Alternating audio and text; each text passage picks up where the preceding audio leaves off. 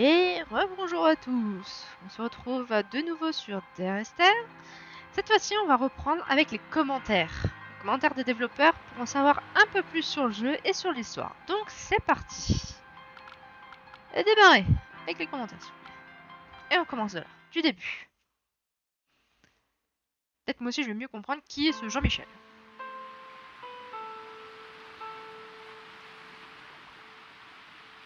Ah, d'accord. Ah, bah voilà. Alors attends. Comment on fait pour les commentaires? Hello everyone, I'm Dan Pinchbeck, I'm the creative director of the Chinese Room, and this is the Dear Esther developers commentary. Hi, I'm Rob Briscoe, I'm the artist on Dear Esther. And I'm Jessica Curry, and I was the composer on the game. So what you're looking at today is a remake of a mod.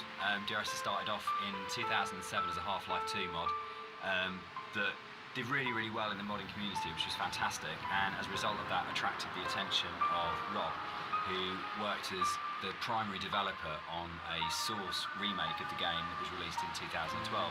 And this year is another remake where it's been updated for a cross-platform release, and we wanted to add in this developer's commentary just to give you a bit more of an insight into some of the ideas behind the games that came together. D'accord. Eh bien c'est parti, nous allons explorer l'île entière à la recherche de petits commentaires du jeu. C'est parti. Ah, ça va être marrant ça. So you'll see around you in a lot of the environments, there's a lot of detail ingrained into everything. One of the things that I wanted to do with Dear Esther is bring the visuals up to the same kind of level of detail that Dan and Jess had put into the other areas of the game. So all of the history and the kind of hidden pieces of story that are intertwined with the VOs and the music and stuff, I kind of wanted to bring some of that into the environments. So if you look around you, you'll see that there's a lot of interesting bits and pieces, a piece of paper with someone's name on it, a photograph, an ultrasound. All of these little bits and pieces are kind of laid in to just kind of bring another aspect of the story into the game. And also, they're actually randomized, so every time you play, you'll see something different lying around. And this is just to build on this idea that everybody has a unique experience and a unique interpretation of the story. D'accord, donc là ce que je comprends c'est que quand tu joues, les éléments sont différents. Ce qu'il avait dit. Hein. Merde, j'ai oublié de régler mes touches. Bon bah c'est pas grave, on fera encore le crabe. So you'll see around you in a lot of the environments, there's a lot of detail ingrained into everything. One of the things that I wanted to do with Dear Esther is bring the visuals up to the same kind of level of detail that Dan and Jess had put into the other areas of the game. So all of the history and the kind of hidden pieces of story that are intertwined with the VOs and the music and stuff, I kind of wanted to bring some of that into the environments. So if you look around you, you see that there's a lot of interesting bits and pieces, a piece of paper with someone's name on it, a photograph, an ultrasound. All of these little bits and pieces are kind of laid in to just kind of bring another aspect of the story into the game. And also, they're actually randomized, so every time you play, you'll see something different lying around. And this is just to build on this idea that everybody has a unique experience and a unique interpretation of the story. Désolée. Donc c'est reparti. Il y a beaucoup de commentaires. Hein. C'est parti. Part of the point about the whole game, I think, was this idea that rather than having a linear, straight-through version of the story, that we could have multiple story units for each place you were, and I was really interested in this idea of how you can open up that space that people can interpret. So I loved the idea that you could have two people that had played this game and then would have a conversation about it, and one of them would say, oh, what did you think about when this happened? And the other person would be like, well, that didn't happen for me. I had a completely different event happen or a completely different story happen. And it kind of feels very gamey in that way, that actually one of the things I love about writing for games is that you hand over so much control to the player that it becomes their story, and that's really, really important rather than trying to force them. So using randomised blocks of voiceover in the game and the kind of randomised prop details that Rob was talking about means that it gives it a really different feeling every time you go through. And that's kind of interesting for me, because I like the idea of going, well, not everyone has to have the same experience, and because it's interactive, you have the capacity to have very different experiences occupying the same space. So yeah, but balancing all that then becomes an absolute nightmare. I think it's nice though, because everybody gets a personal experience. Like, I love reading the forums and seeing how people come and they sort of tell their story and what they interpreted of it, and then you see other people discussing what they thought of it. And to me, it's kind of nice because everybody takes something unique away from it.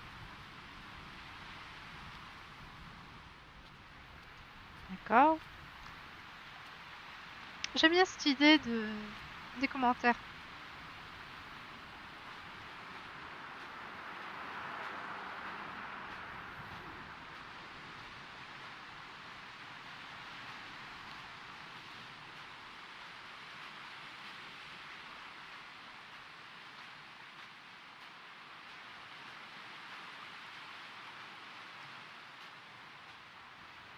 When I wrote the music for the mod of Dear Esther, there was absolutely no budget whatsoever for live players, so all the music was sampled. But one of the good things about that is it actually forced me to be quite creative about how I wrote the music. So with my background in sound art, I wanted to use samples in a different way that wasn't just using it to sound like a violin. I wanted to time stretch and manipulate samples to make something different and strange and quite unique. But then when we got the Indie Fund money, I had the amazing opportunity to re-record the music with live players. And that was so exciting for me, actually, because that's where it comes to life. And I thought long and hard about whether to write new music, going from the mod to the commercial version, but actually I decided that my initial and original emotional response to the game was probably going to be the strongest response and reaction that I had. So I just literally, the music that I'd written for samples, I then wrote out for live instruments. But what they bring to it is transformative, actually. And I think The Beach is a really good example of this, where you have these awful samples soaring away, and then you have the string quartet playing this very bleak, very sparse music, and they bring the presence of the island immediately to it, and it comes to life. And that's the exciting thing about it. It wasn't a huge budget, but just having that experience of working with the players was just magical. Effectivement. La musique était très belle.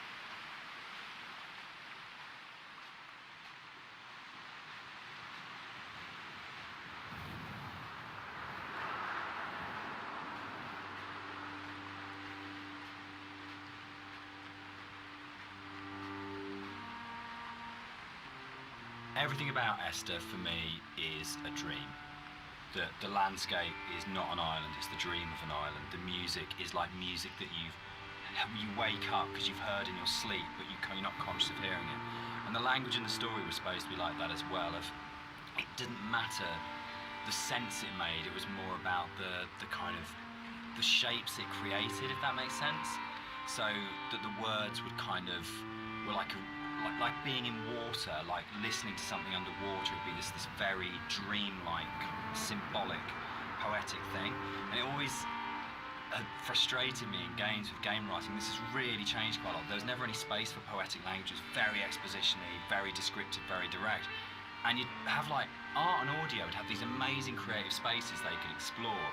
But when it came down to actually writing, you just had to basically go into the room, describe the character, tell the player what to do. And it just seemed like the most boring thing you could do with words in a game. And why couldn't a writer have the same artistic freedom as a visual artist or an audio designer or a musician, in terms of being able to say, isn't this just about creating this kind of emotional tone, this emotional space? And it's really, I still love that about the game. It's one of the things I love so much about Nigel's voiceover, is it has this really odd, disconnected, kind of dreamlike quality to it, where you might finish the game and not actually understand anything that happened, but you're being carried along in the flow of it. And without any kind of sarcasm at all, I get into trouble saying things like this. the same design principle applies as this to Halo. It's 30 seconds of fun, or 30 seconds of depressing engagement, I guess, in our case. But it is about that loop of being in the moment in the game constantly, and that's actually the critical thing that matters.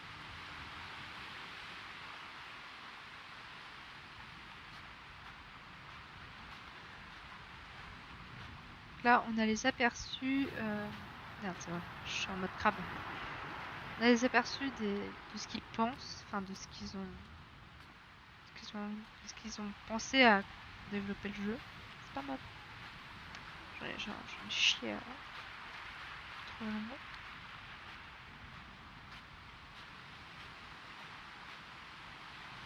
This symbol on the beach, which is the golden ratio, it's one of the only things that's really left explicitly from the mod. In the original mod, there was an awful lot of more kind of symbols and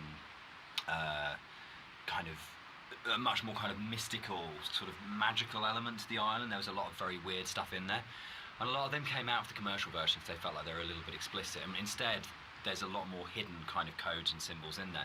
There's still some stuff which you can only actually see or experience if you are not playing the game, if you're looking at it from editor. We had in the original mods things like trees planted to mirror the shape of the M5, or there's a whole bunch of things that are there to represent star clusters and all kinds of things like that. And we'll probably talk a bit more about kind of like hidden details and the secrets in the game as we go through.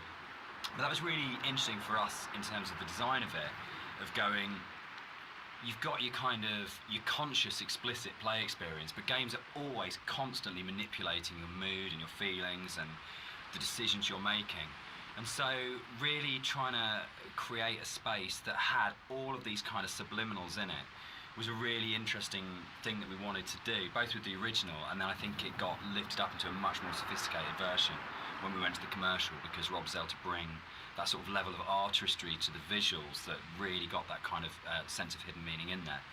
And that was really important, given how kind of complex and symbol heavy and poetic the story is, where a lot of it doesn't actually make any sense, but it's about kind of leaving you with these, I guess, like the half-life of ideas and thoughts that you can't quite shake that stay with you. So we really were trying to get that blend of how music, story and visuals could all create that really sort of uncanny structure that you wouldn't necessarily be able to define properly, but you knew it kind of had a meaning that was staying with you. D'accord. C'est... ouais. Les symboles trop explicites. C'est bien pire que ça.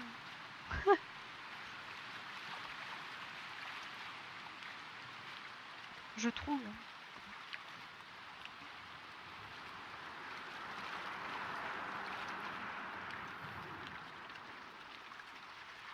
So something I wanted to do as an artist was create some kind of reward for the player when they explore the island. There are some areas of the game where it's a little bit more quieter, there's no music or there's no voiceovers. So I kind of wanted to create a bit of an incentive for people to explore. And you'll find around the island these kind of like random scattered items that are usually slightly out of place from the environment themselves, but in another aspect they actually bring a little bit of story to the island itself, usually to the island or to the actual protagonists or you know, the characters that surround it. So you'll find that around the island these little props and stuff. Just keep your eye out for it if you're exploring. D'accord. Hâte de savoir la suite. Les commentaires.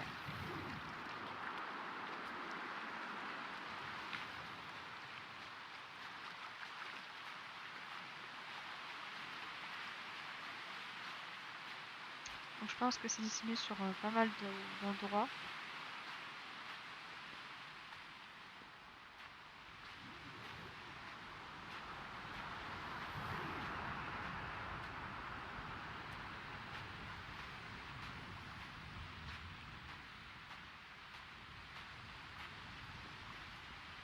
Là, on va aller aux escaliers.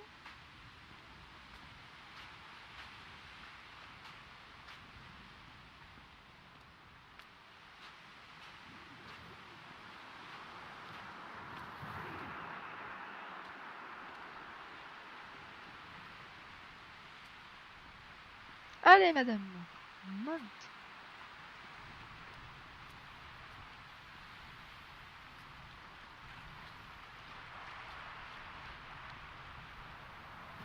So people have asked why the Dear Esther's set on a Hebridean island.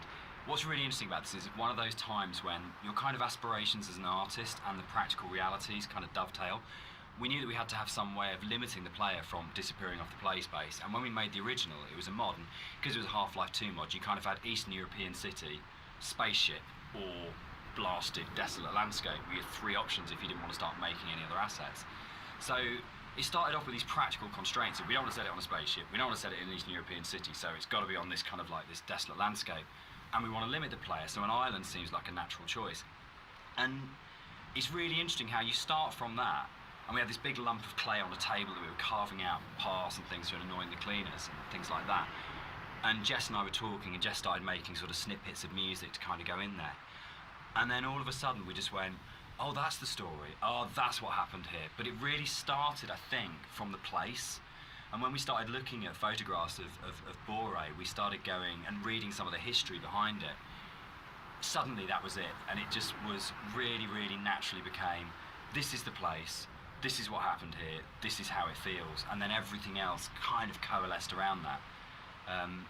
Yeah, I think as an artist it made my job a lot easier, because those islands are so kind of like, the environment is kind of hostile. You're out there in the Hebrides. You've got this kind of like inclement weather, you've got cold, rain, snow. It's a very kind of, it can be a very depressing place to be at times, but it's also at the same time very beautiful. And it's this kind of like stark, bare landscape, but that has this beautiful surroundings. So it's, in terms of art, I think it really helped me to portray a lot of the themes in Dear Esther. And there was a natural fit with the music as well. It suggested a musical style, which was really key, I think. La petite voix en arrière-plan. Nous l'avons entendu. Mais j'évite de trop parler quand la personne parle. Parce que quand ils expliquent, c'est qu'il y a un parti anglais, puis après il y a le français. Donc bon, un silence qui s'installe durant les phases de commentaires. C'est même mieux, je trouve.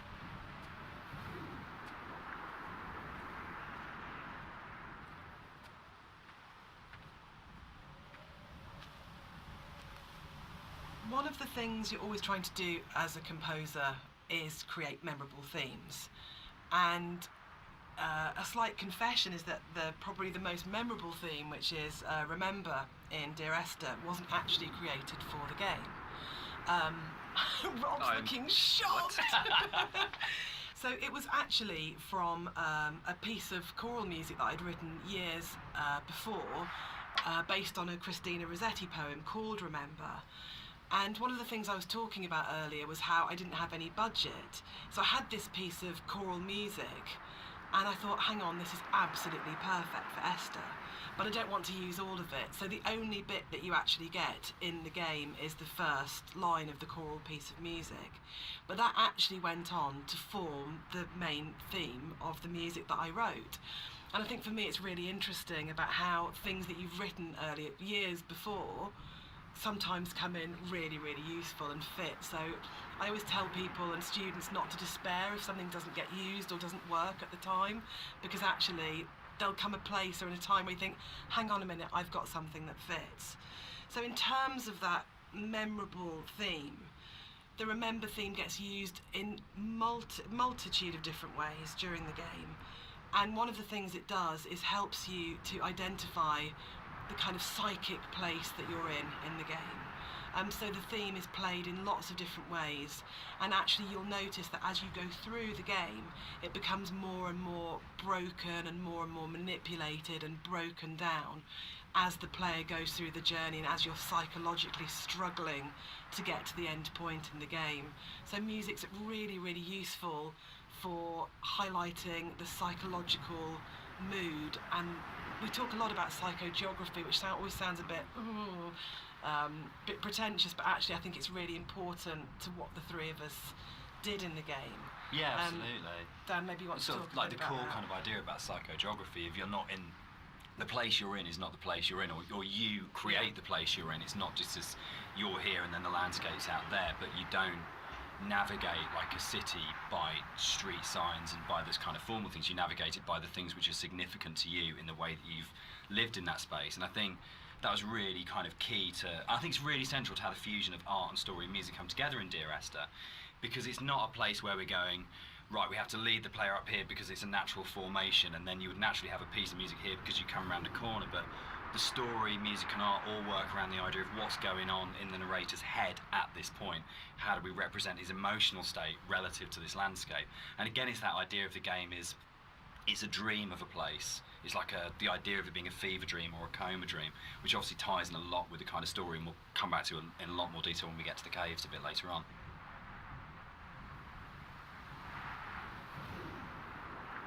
C'est parti.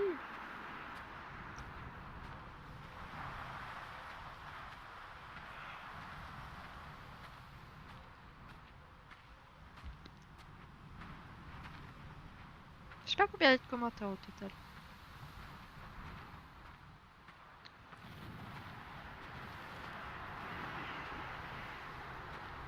Il devrait pas en avoir un. Il devrait en avoir un quelque part. Ça pas très longtemps. Voilà.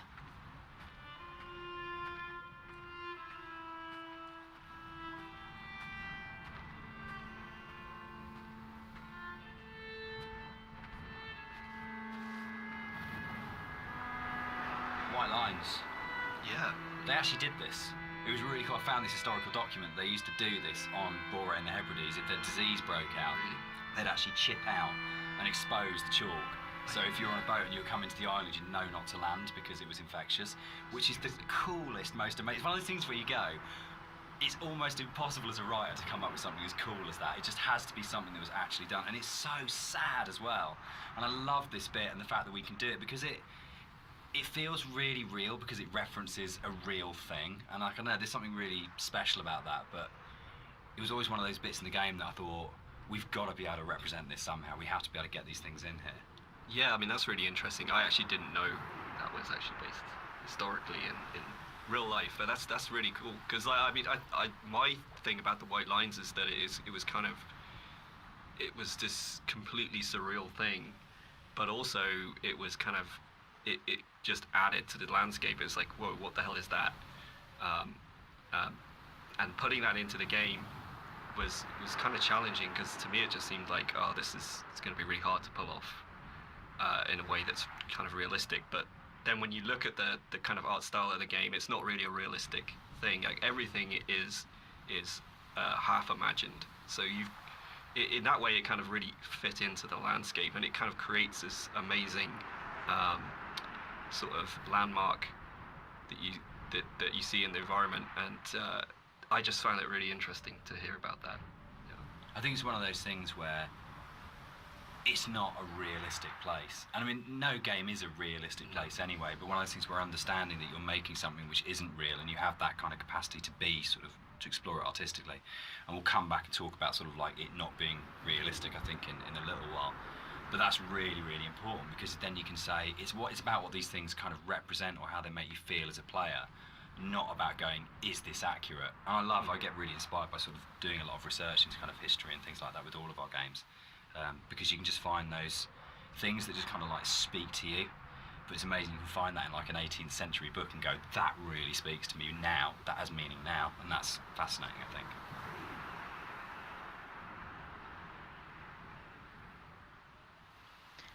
D'accord. Intéressant. C'est très intéressant. Vraiment, les gars, ils ont vraiment fait des recherches de fou, quoi. C'est vraiment cool.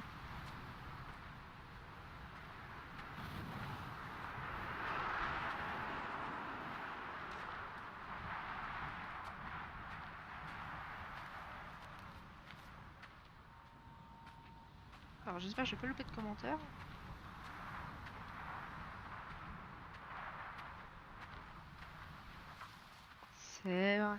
Tiens, j'en ai un.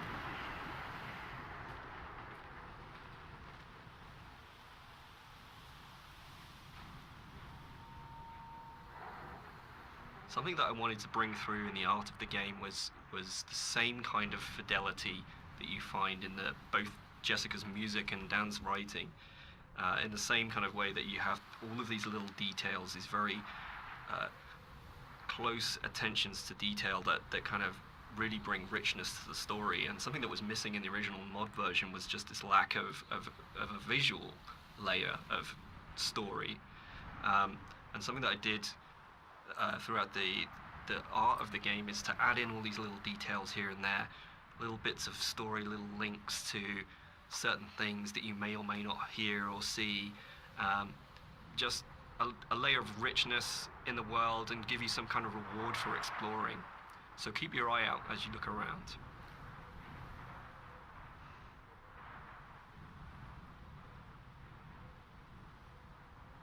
D'accord.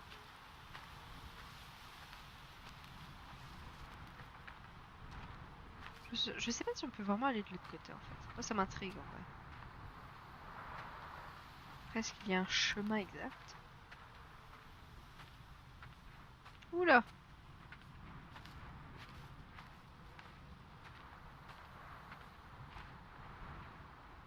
There's a scene in Donnie Darko where Drew Barrymore's playing his English teacher, and she talks about Celador as being the most beautiful word in the English language, and about it's the sound of the words together.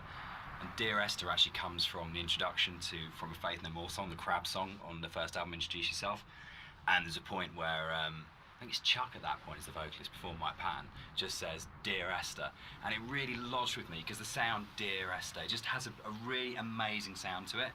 And I think when we started making it, and the idea of it being these series of letters to someone came through, it just came straight back out of going, that's just a really beautiful sounding combination of words. And I think that really sums up the whole approach to the writing in Dear Esther of what's the most beautiful combination of words and images we can put together, and to do it that way rather than writing a traditional plot as such. So yeah, Dear Esther, Faith No More and Doom, that's where it comes from. D'accord. Apprendre de plus en plus de choses. En tout cas, ça devient intéressant.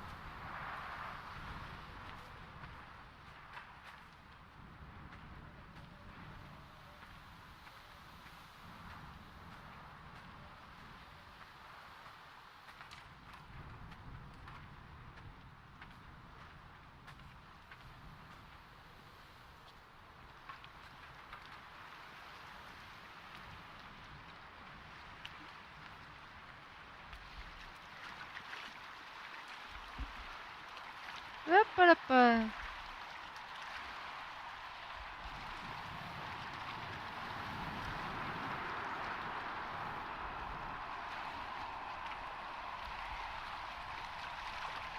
I think the central question to the entire experience, for most people that have played it or are talking about it, is this idea of, is the island real? Is what's going on a literal event of a man walking across a Scottish island, or is it a dream that he's had? Does the island even exist? And one of the things that we try to do with the writing is to constantly lull the player into a position where they got an understanding, they made a decision about what they thought was going on, and then to undercut it. So you never actually were able to settle on any one interpretation. And that was the challenge I set myself when I wrote the original mod, was can we put a story in a game that not only lends itself to multiple interpretations, but there is no stable interpretation. Every single interpretation you have will always have questions, and you'll never be able to fully trust what you think you understand about the game. So it's challenging, I think, for that result. It becomes quite a challenging kind of game story because of that, because you don't ever get that situation to go, I understand it now, I can walk away from this thing and it's all closed off and it's tidy. It was a very deliberate attempt to say, no matter where you think you are with this story, you're always questioning whether or not that's right.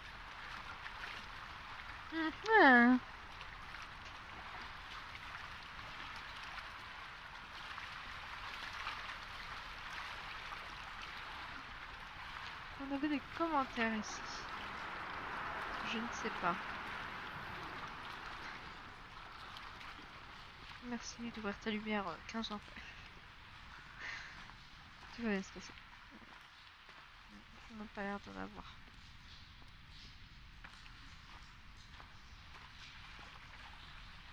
J'enverrai c'est un petit carré, enfin un petit rectangle.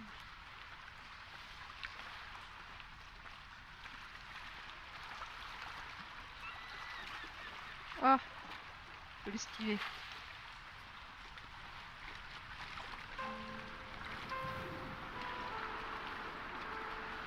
Voilà.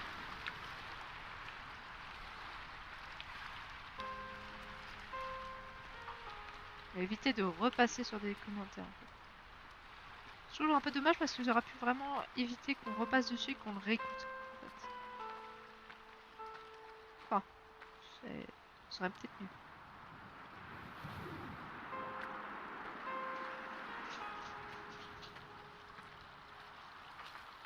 Et hop, les pieds dans l'eau. Plouf.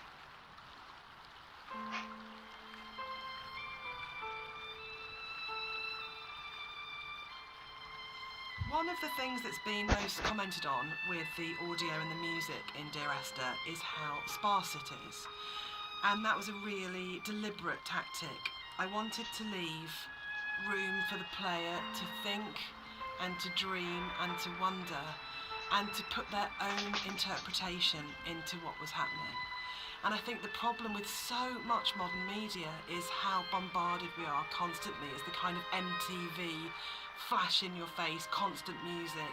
And Dan and I watch a lot of drama together, and that really is constant music. Endless, which is constantly telling you what you should feel, like really clearly. It's like being kind of beaten up by the music sometimes. And when you read a lot of reviews of Dear Esther, a lot of people say they had this time to think and to interpret, and that was one of their favourite things, that they placed themselves so directly into the game, and it's their experience. And I think that's actually the greatest success of the game on all points, from the story to Rob's art to the music, is we all left space for the player to dream.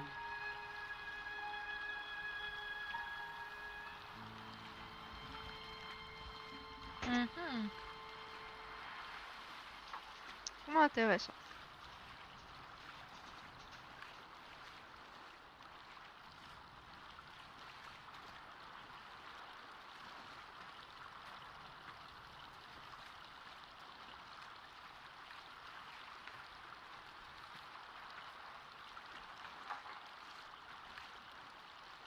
Est-ce que vous nous expliquez les rochers ici?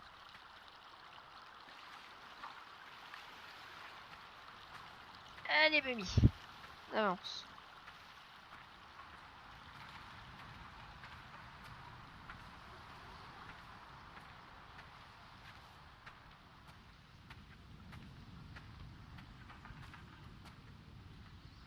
So there's a lot of places in the game where you see a lot of strange things, and this is very deliberate. One of the things we wanted to do is just kind of like not spoon feed the player every little piece of story. We kind of just, some things are literally just in there to just kind of let you think and let you decide on whatever you want to bring to the story yourself. So it's kind of like I approached it like an impressionist painting, where you've got like this kind of very vague outline of things, but if you stare at it enough, you can kind of like fill in the spaces, and kind of the image comes together on its own.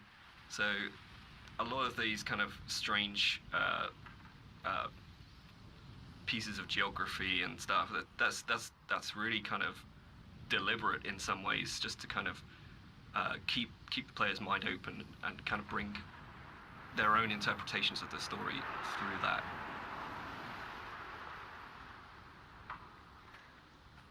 Effectivement, il y a beaucoup d'éléments étranges.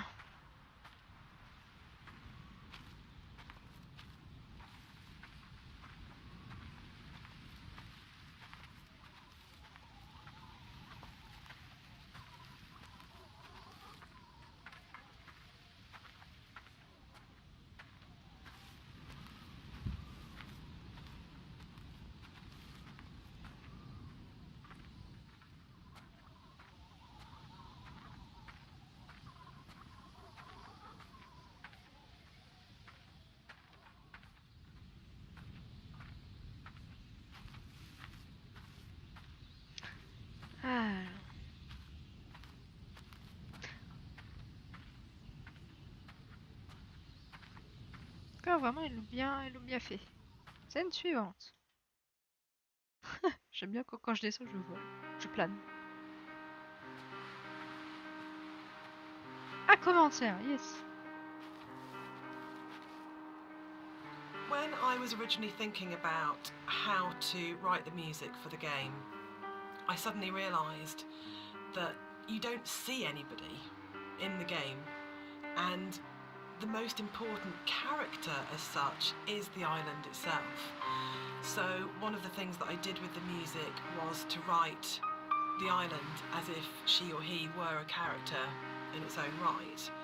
And that's really important, I think, that you're going through this space and actually it's completely devoid of people, but the music in a way populates the island and that the voice of the island speaks to you through the music. Which is interesting because I think that's really come on in terms of later games we've done, that sowed the seeds for the way in which we approach music in Rapture, where it was very specifically the voice of characters. A Machine for Pigs as well, where the music was about being Lily's voice in the game, Lily's representation in the game. So it's interesting how, looking back on Esther, a lot of those kind of ideas were tried out here that then came on to take other forms and stuff we've done since.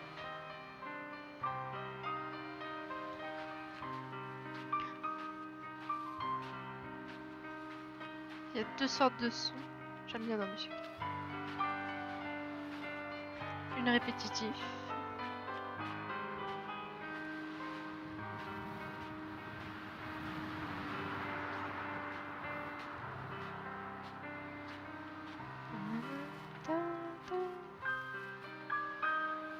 Bien fait. Ah, là, il n'y a pas le fantôme. Hein. Alright, let's talk about walking. Let's do it. We're gonna address the elephant in the room, the very, very slow moving elephant in the room. So this might be a longer conversation because it kind of fits with that. So Esther was the first of the what are now called walking simulators, and it was really interesting that for us it didn't feel that weird to have a game that was slower than normal, where actually there was lots of time to just walk around and think and look at things. And it was amazing at the time how this was seen as completely revolutionary, and it's really interesting, and it's amazing to see how many other games have kind of like taken it on board. For me, it came from, I didn't see it as being odd to have a game where very little happened, where you thought about what you were doing. For me, it was kind of interesting that you could play some of the best moments in Doom are the bits where nothing's happening and you're just doing it, or System Shock, or those games that I absolutely love. Those quiet moments were the really powerful ones. But Esther is definitely slower than a lot of games, and I think that's actually why it's lasted. I think if we did have moments where we went, should it be faster, should we put a sprint button in, but I'm so pleased that we kind of held our nerve and went, no, just as like in real life, I don't run everywhere because that would be weird. It's okay to have a game where you don't run everywhere, and actually it is a bit weird to run everywhere, but if you're going to do that, then you've got to support it in other ways, and I think the music was a really powerful way of supporting that change of pace. What's really funny for me though, Dan, is that shamefully I'd never played a game before I worked on Dear Esther, so I didn't realise that all games weren't like this, which is now looking back really naive. But I didn't realise that games didn't have, always have, this slow pace, and I thought there were lots of meditative games out there, and that actually wasn't really the case at the time, and that's exploded since. But in terms of the music, supporting that pace that you'd set emotionally felt really important. So if you listen to the music, actually the BPM is at a very slow walking speed, and it just almost, there's a lot of things now that say it's called entrainment, that it slows your heartbeat, or it can speed up your heartbeat when you listen to music. And actually I think what the Esther music does really successfully is it makes you almost accept, and more than accept, that speed. You actually start to feel that's the pace of your journey, and that I really like that about the music actually. It just, it makes you just comfortable with that pace too. I think it just eases you into it. You feel relaxed. Effectivement, c'est vrai que ça aurait été un peu con de mettre une touche courir. Après, mes réflexions sur commentaires, c'est vrai que c'est plus logique. deuxième, non, il y avait un deux... Ouais, si, non, c'est plus bas.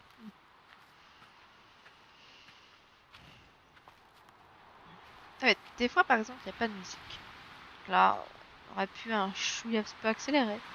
Mais bon, après, comme il dit, c'est un peu comme dans la vraie vie, quoi. Tu t'explores, tu vas pas vite, quoi. Tu vas doucement. C'est un peu logique, quoi. Un peu plus dans plus dans le réalisme. C'est pas plus mal.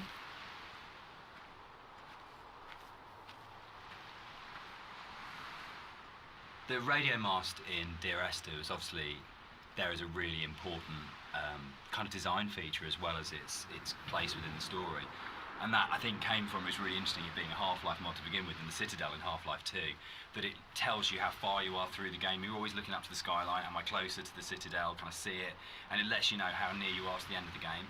And it was really important because Esther's so open in a way, and because there isn't this, you're not using kind of shootouts or kind of gating it with combat encounters to kind of constantly keep you moving. But it was really, really important that you always had that focal point of going, I know exactly from the beginning of the game, virtually right from the start, you know where you're going, you know where the game's going to end up, and you know that sooner or later you're going to be either at the base of that thing or climbing that thing, and it's always there, that red light. And I think particularly with the colour palette of the game, the fact that you've got this very, very, very clear red light that's unlike any of the other colours in the game immediately tells you as a player, this is what the shape of this thing is going to be, this is where I'm going, this gives me a purpose, even if the sort of moment by moment is a bit more abstract. Yeah, and navigationally as well, it helps you. It draws you in the right direction as you play the game. You can never get lost if you just follow that one landmark. Yeah, I think it's a really interesting place of where that sort of traditional game design is still, there's loads of it in Esther, it's just not necessarily done in quite the same way.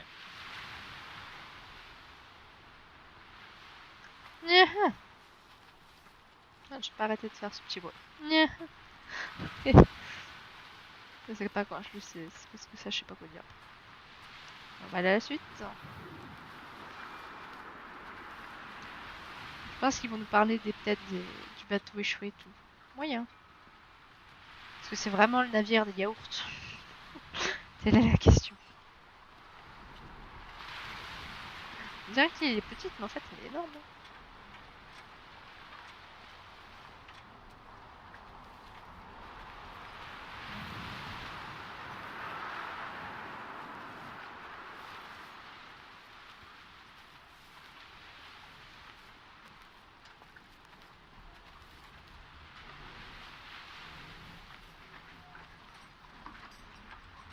So something you'll notice as you look around the environment is, you know, from a distance you see the landscape. It's kind of a beautiful place in some ways, but something I wanted to bring to the game is that there's this second layer beneath the surface. Whereas if you look at things closely, you see that the actual island itself is very polluted. It's kind of very rotten. You know, everywhere you look, every rock, every grass surface, it has this layer of filth on it, and it's kind of been put in there just to kind of emphasize further that this island is a really unpleasant place to live. It's like if you scratch the surface, you see like just how corrupt this island is. D'accord, donc c'était dans ce but-là. D'accord, ok. Ça fait parler de l'écologie. Moi, je pensais vraiment ce qu'on fait vu qu'ils disent que les yaourts qui ont été échoués. Moi, j'ai retenu que ça, hein, les yaourts. Venus de France, attention. Pas de nulle part. Hein. Alors, est-ce qu'il y a des commentaires? Merde. J'en vois pas. Putain. Excuse-moi. J'ai pas réglé mes touches.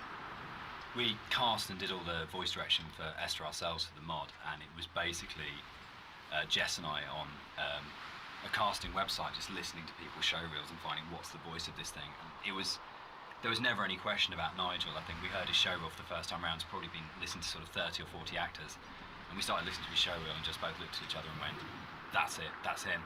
And it was amazing when Nigel came in. We had, I think, a day and a half to do the whole thing. And he just did that amazing thing that really, really great actors did. If he just walked in, got in front of the microphone, and more or less did the entire thing in one take.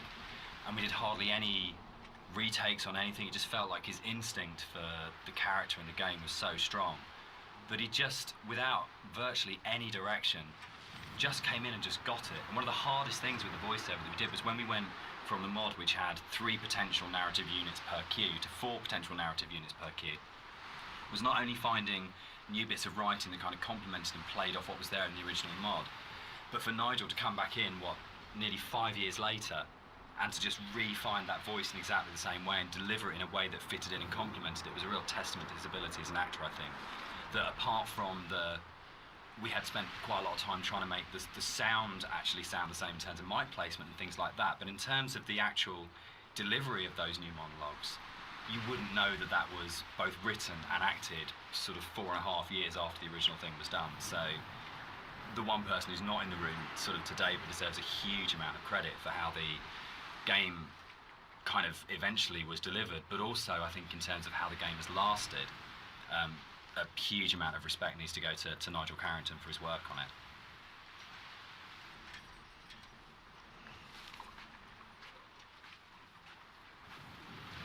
Bon, bah, commentaire suivant.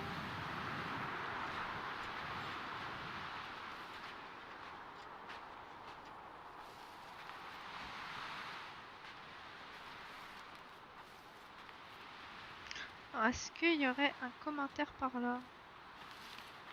Du fameux trou.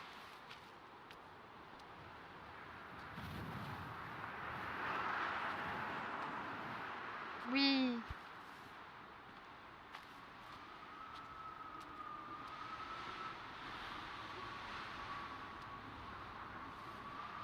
So this hole in the ground was kind of a difficult thing in some ways. It's a bit of a challenging aspect of the game. Because,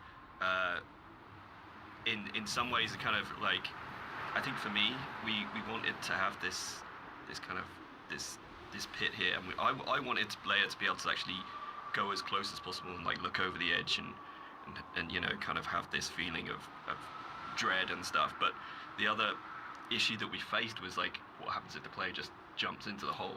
Like we have no real death in the game, and from a design point of view, Dan, I mean, I don't know what you. It was really hard because you know, it was a game where we couldn't let the player die. We didn't want to have respawns, but we had to handle the fact that there would be both accidents where the player would fall off a cliff or something, but also the deliberate urges of the player. Yeah. You know, the first thing you're going to do is go, great, there's an ocean, how far out can I go? Or there's a cliff that's really high, can I jump off it?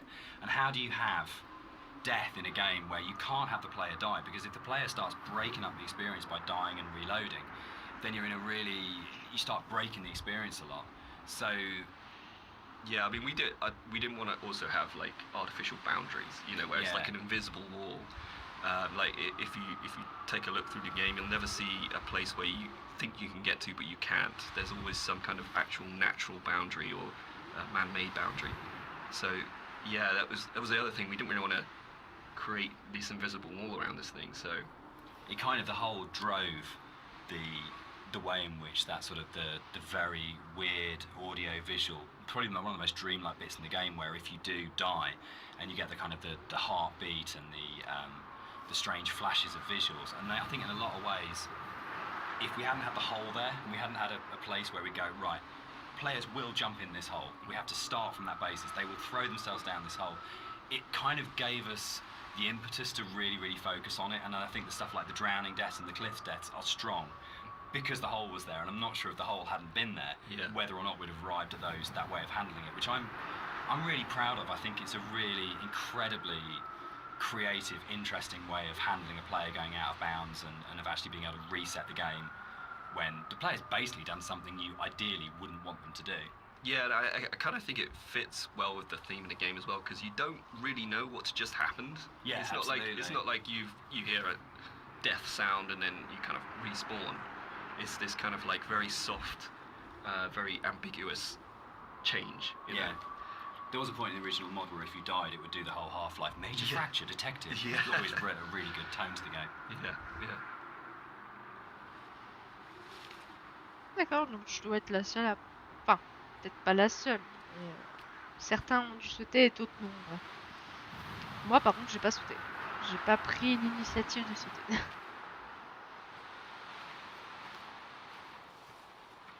Il y avait un autre commentaire dans les parages. Non. Si, je crois qu'il y a le fantôme, dis donc. Je le vois là-haut.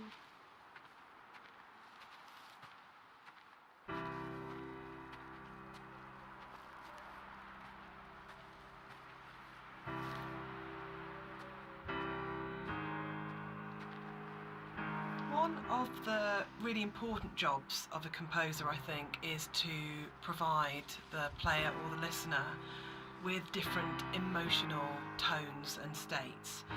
And up until this point in the game, the music has been very sparse, very intimate, and very isolating in a way. But the island is also a beautiful and magnificent place, and what I wanted to do at this point for the first time in the game is to create something that was really epic. So we go from that shift in scale where it's very intimate and small to suddenly realising that this is an extraordinary and magical place to be, as well as a difficult and quite sad and melancholic place to be. So the string players were instructed at this point to play with much more vibrato. Up until this point they've played in a very sort of Scottish style actually, no vibrato, very plain playing.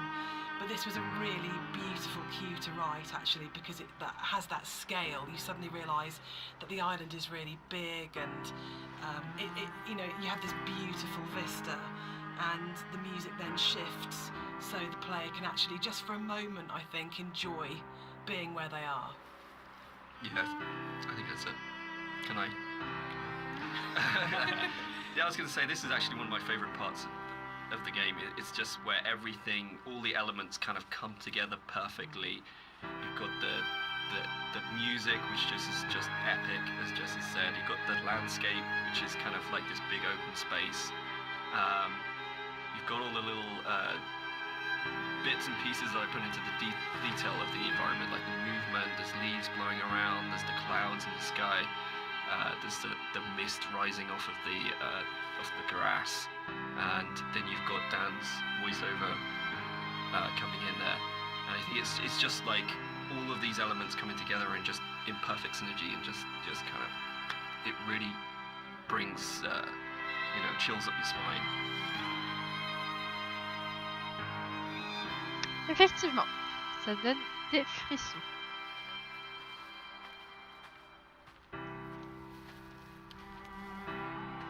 Elle a quand même allumé ce lumière.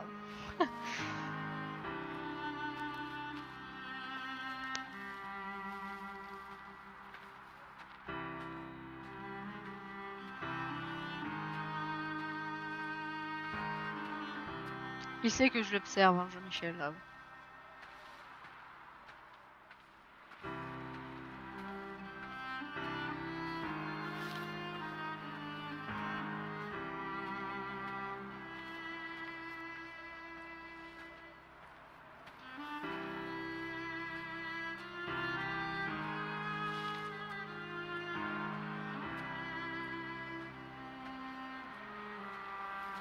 Comment le fuir, là? Salut.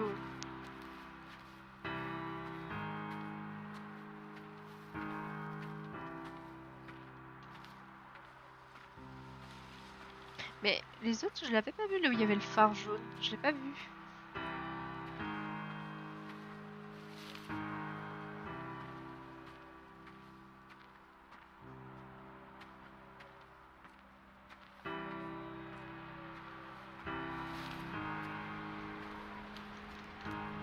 Ah, apparemment, je suis un peu handicapée avec mes touches.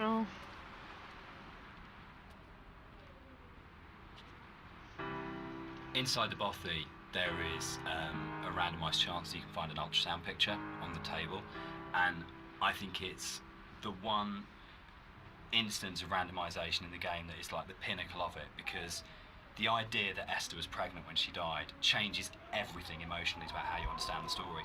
And not to say that you don't care as much if you don't find it, but it just adds this other layer of just the ground falls away from him the first time I saw it, and the meaning of the crash in Esther's death just means so much more when you go, it's not just about her, there was an unborn child here. And I think that's where the randomisation just hits its absolute peak, because it's one tiny detail that may or may not be there, But if it's there, it's going to fundamentally change the way you feel about the entire thing. And that's the strength that the randomization elements in Esther kind of provide, that you go, your likely kind of feeling about the story and your understanding about the story can be changed so absolutely by the occurrence or not of one tiny little prop detail. And that's something which, those moments I think are what make it really, really special. So it's for me, it's almost like the most important prop in the game, because when it happens, it's so profound. Yeah, and it's again, it's just something that makes each playthrough more personal. I think this is what I love reading about. You know, people finding these things and going, "Holy shit! I've just found this one thing that's going to change it. That's changed my interpretation completely." Yeah, absolutely. Effectivement.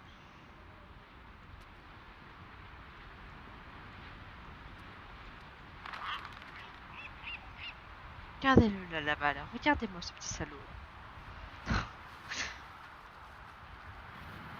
So as you leave the bothy and the seagull takes off, that's the one jump scare in the game, which is kind of interesting, because when we made it, we kind of had to, you know, we kind of called it a ghost story, but there was no intention really. We kind of wanted this dreamy, hallucinatory type thing. But when it came out, people started coming back and saying, this game is absolutely terrifying. I was really, really frightened. And that was really amazing. And I think it's because nothing happens. We're so trained in games to go, there's stimulus all the time, that if nothing happens, you're waiting for something to happen. And kind of, I tend to go back to again and again the whole sequence in Dead Space 2 when you go back to the Ishimura, and it's like the best bit of Dead Space 2, because for what feels like hours, but it's probably only about 15 minutes, nothing happens and no necromorph comes at you, and it's absolutely terrifying, because it's just this space and you're just left in it. So I think the kind of the bird here is really interesting, because it can actually really, really make you jump.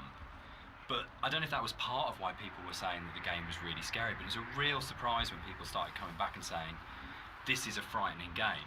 And I don't know how much of that is to do with the ideas in the game are frightening when you think about them, and how much is to do with just the emptiness and the lack of kind of things in the game make it a really quite stressful or quite frightening place. But it was a real surprise, I think, that sort of reaction from a lot of players when we shipped it.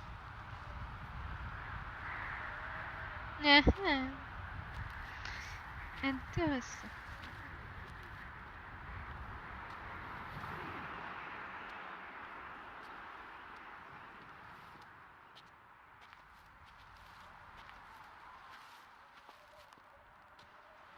Allez.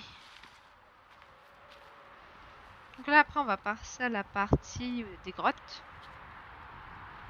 Moment le plus intéressant, je trouve.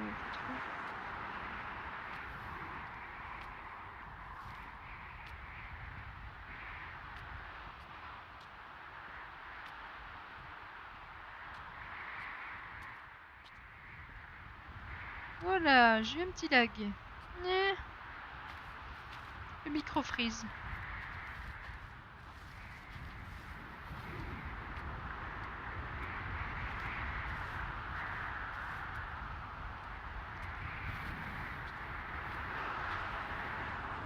So one of the things that influenced the visuals quite a lot was the tech limitations at the time,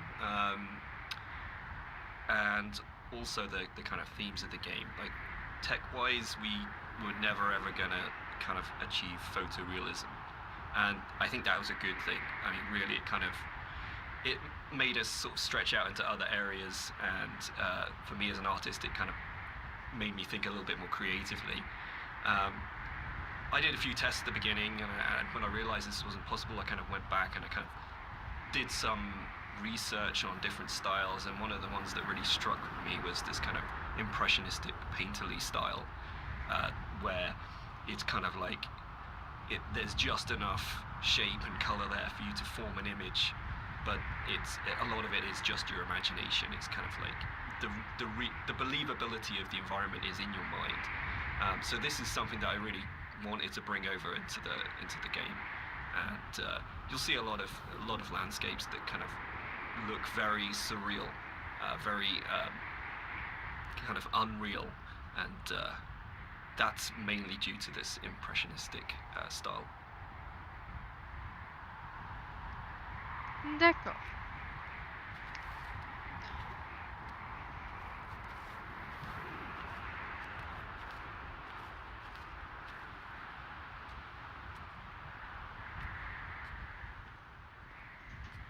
le vent se calme petit à petit.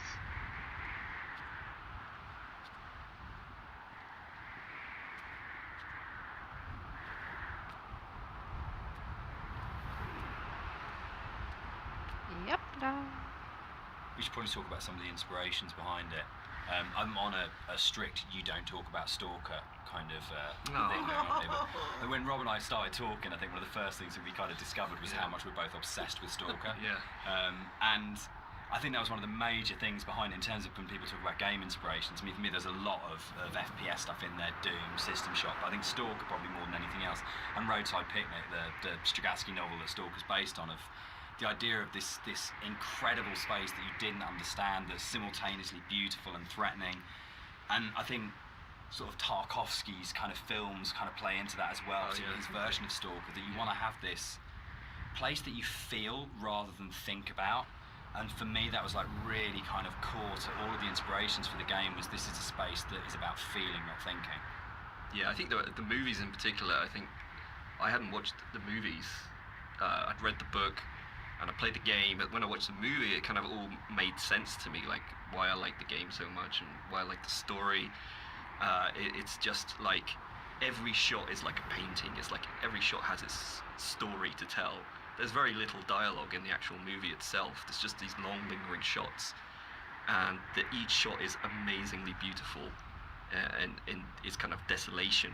And for me, that was like a huge influence, you know, like trying to bring some of that through into the environments. So that is definitely something I'm going to struggle not to talk about.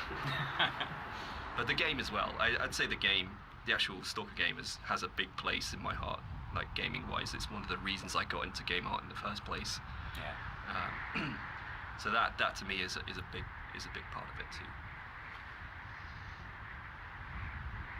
Ouais, donc beaucoup de choses ont été vraiment regroupées dans ce jeu en fait.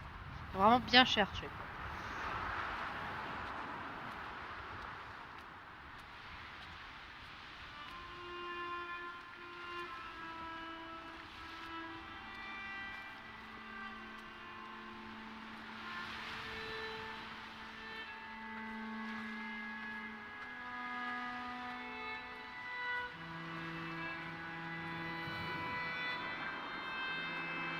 C'est impressionnant toutes les recherches qu'ils ont fait.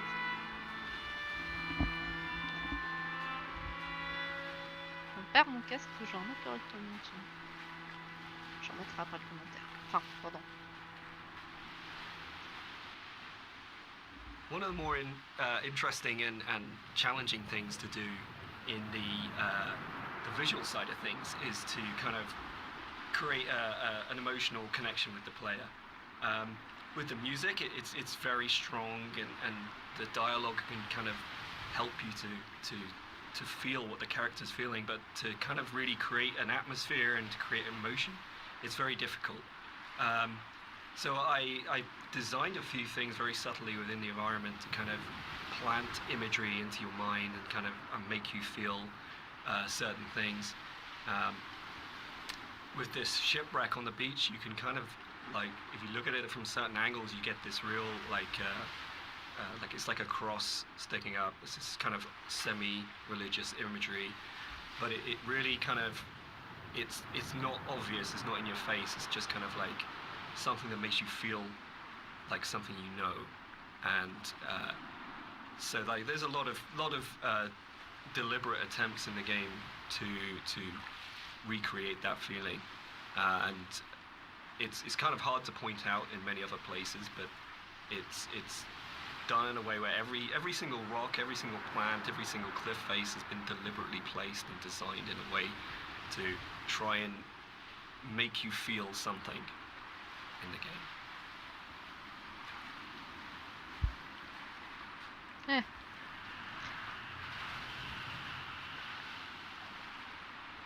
Donc, ce jeu est fait pour nous donner des émotions, des sensations extraordinaires.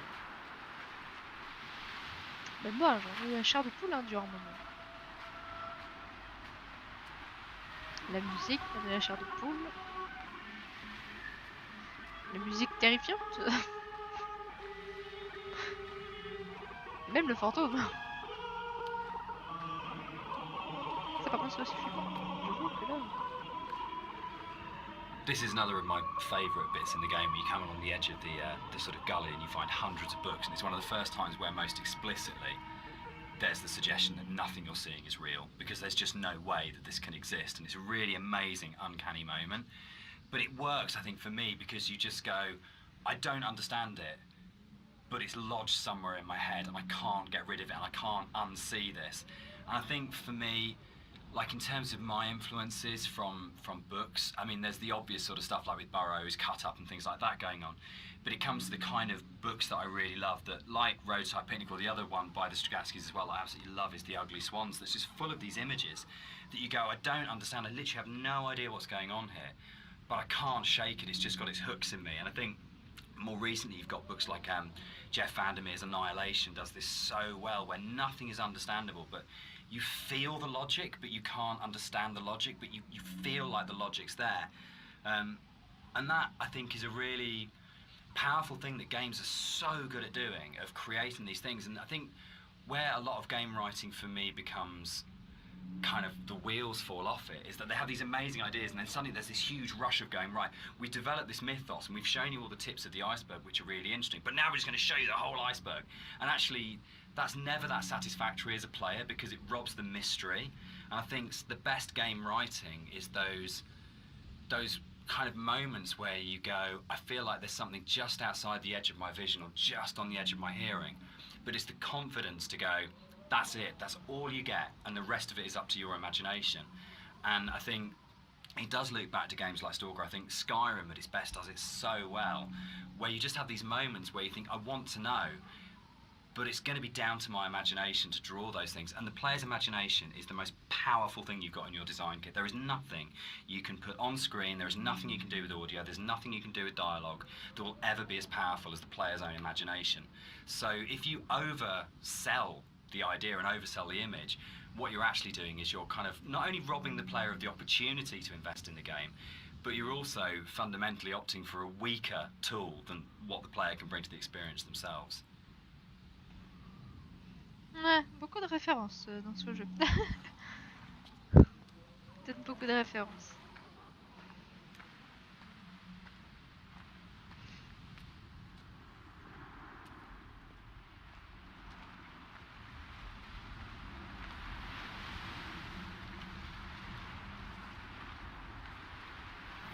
One of the really important images in the game is the radio mast, and the soundscapes that I wrote for the game are really tied into this idea. So it's the concept of the tortured sounds that they're so broken down, they're so manipulated, and it really is supposed to represent the inner state of the protagonist at this point. It's that fractured understanding. So it kind of works on two levels, actually. We have the narrator who's trying to understand the journey that he's on, and we also have the audience's journey and their struggle for comprehension to understand what's going on in the game. So this distortion, this breaking down, this fragmented, kind of tortured sound really ties into the idea of the radio mast and that idea of communication, actually. That the game is trying to communicate something to you, the narrator's trying to tell you something, but it's so difficult to understand what that is. D'accord. On va passer au moment intéressant.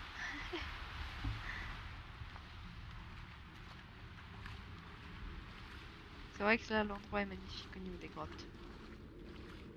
Là, j'ai hâte.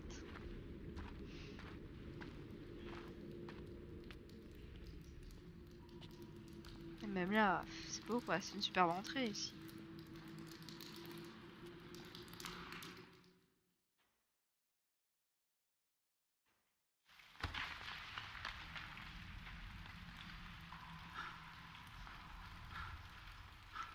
Je regarde celui-là si on est tombé pile poil sur un commentaire, tu vois. Donc c'est là normalement où je sais pas si on devient fantôme ou pas en fait.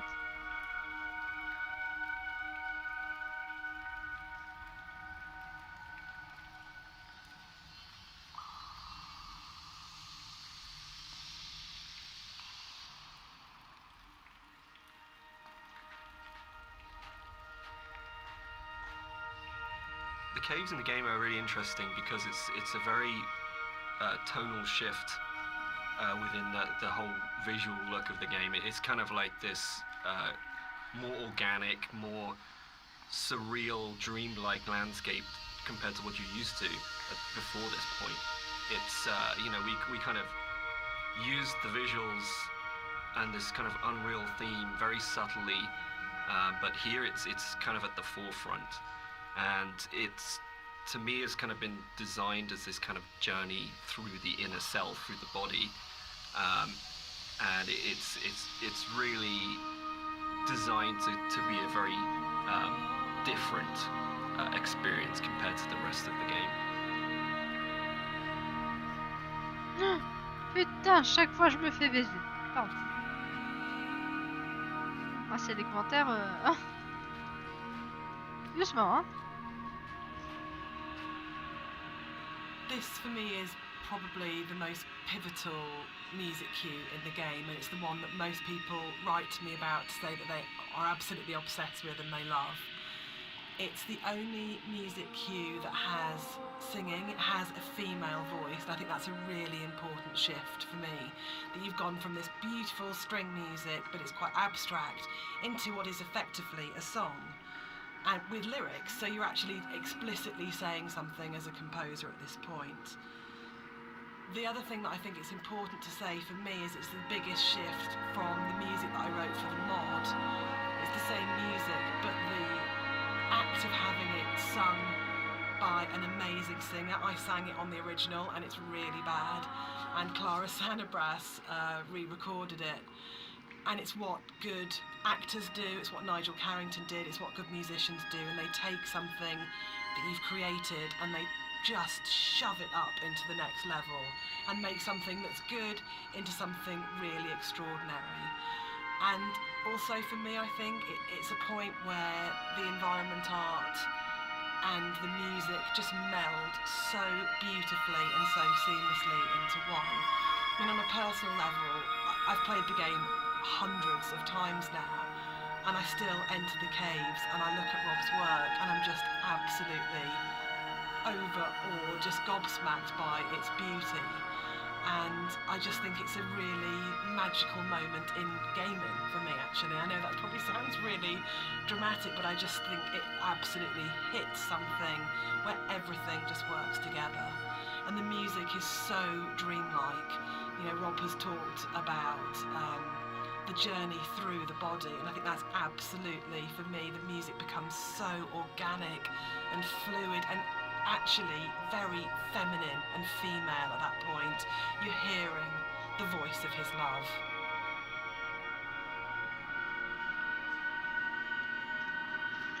Oh bordel, alors attends, doucement.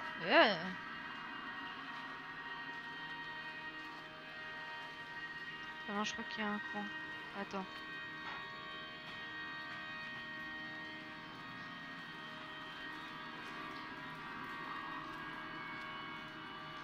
Chaque fois je me plante ici.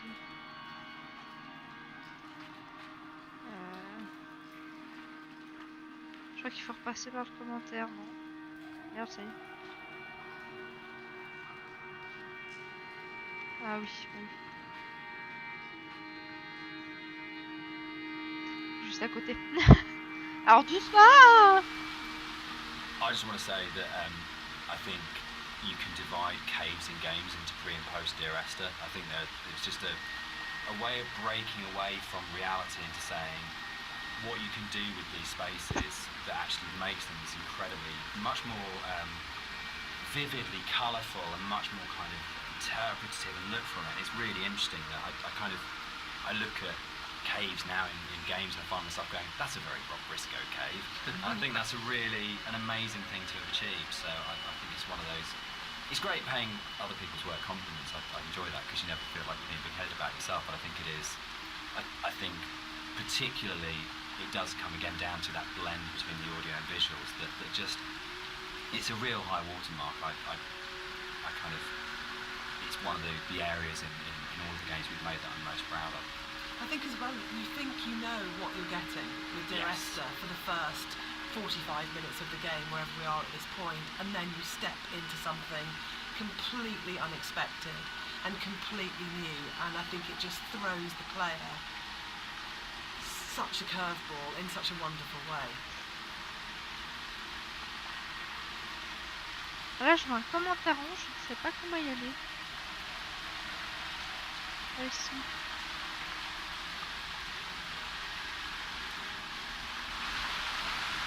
Oh bordel. Quoi, hein?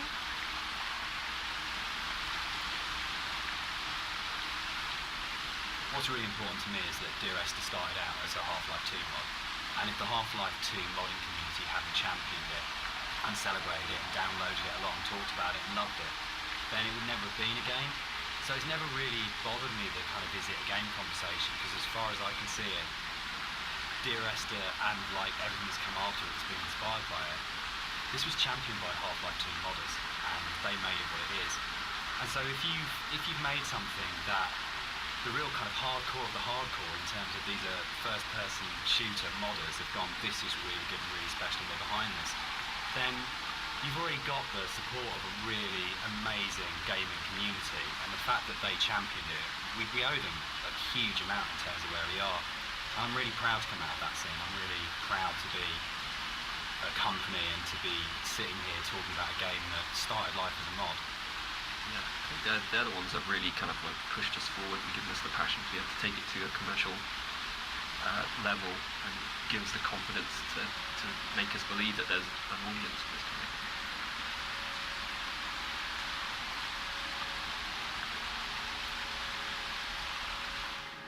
Oh là là, je m'y ferai jamais. Hein.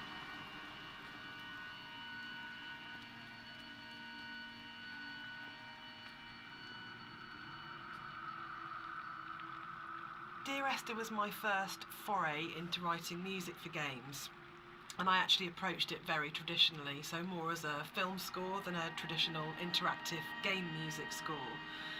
And what's really interesting for me is that the lack of interactivity in the music was never a problem for anybody that played the game. And that's a separate discussion, but there's a big schism between game music composers of how much the music should be following the player at all times in terms of interactive music. But one of the reasons I wanted to say something at this point was that this was my little first journey into thinking about how you write music for games rather than films. So I had this song that was a certain length, and Dan said, well, we don't know how long the player is going to take to traverse through that space. And I thought, oh no, he's right, and slightly panicked. So this was a very simple solution where the song was split in half, and then I wrote some drone music that could just play for as long as was needed as the player walks through the space, and then the second half of the song would seamlessly play. And it's very, very simple, but it's quite emblematic for me in terms of my career, because it was the first time that I had to think about the player. Because with film music it's so simple, you know exactly what's going to happen when, but this concept of interactivity was so new for me, so I kind of look back at it fondly because it's quite a basic approach to, you know, compared to something like Everybody's Gone to the Rapture, where that was an open world adventure where I had to really think about the player and their movement through the space. So I kind of look on this very fondly, this moment in the game. D'accord. Oh.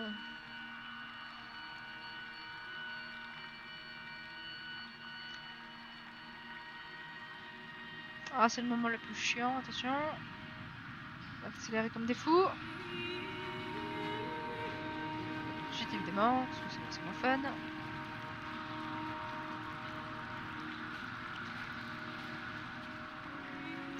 I don't know when the paper origami boats first came into things with Esther, really, but it felt like a really amazing metaphor of taking these letters and folding them into boats and then letting them leave the island, because you know at this point in the game is kind of the realisation is there that this isn't going to end well, and that the narrator is never leaving the island, and the idea that this kind of, again, the idea of communication or the attempt or failing communication or trying to speak through the coma or whatever it is, however you want to interpret it.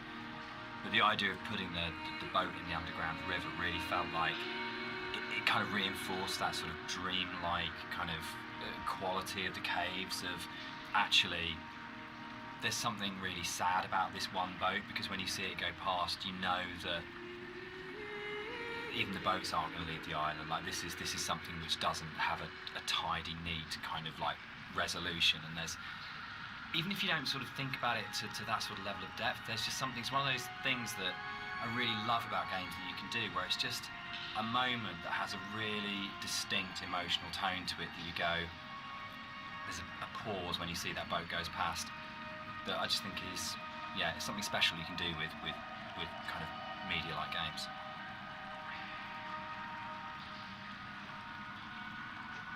C'est vrai que c'est assez mystérieux.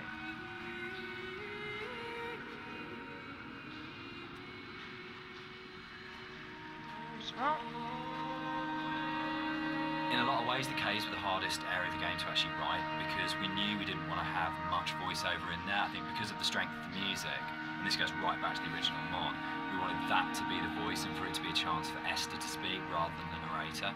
And we also wanted to have this break, so when the narrator came out from the caves, you had a real definite sense of something happening and that he had changed as a result of this journey. So it meant really felt wrong to have a lot of voiceover within there, but then that made it really difficult, because then it was, you had like 4 one-sentence lines in there, and each one of those had to have an absolute clarity and to really kind of work. So I think for me it was really interesting. It's like the difference between writing kind of fiction and writing poetry. When you read really amazing poets, they have that incredible surgical precision where every single word is considered and placed so absolutely.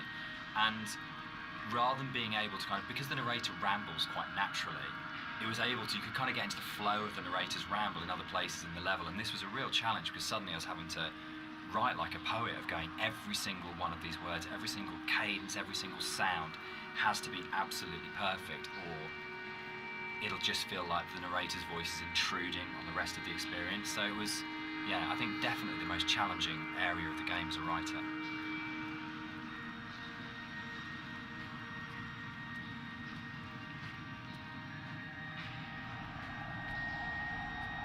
Oh, dis donc.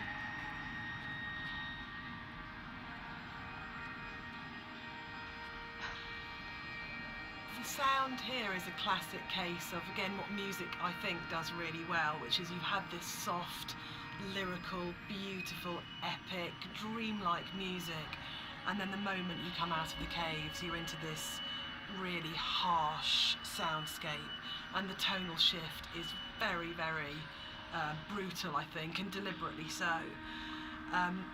You have very little music when you come out of the caves. You hear the wind, and it's a classic case of foreshadowing. So we know from this point that things are probably going to get bleaker, more difficult, and yeah, it's something that music does really well, I think, which is that emotional signalling and signposting.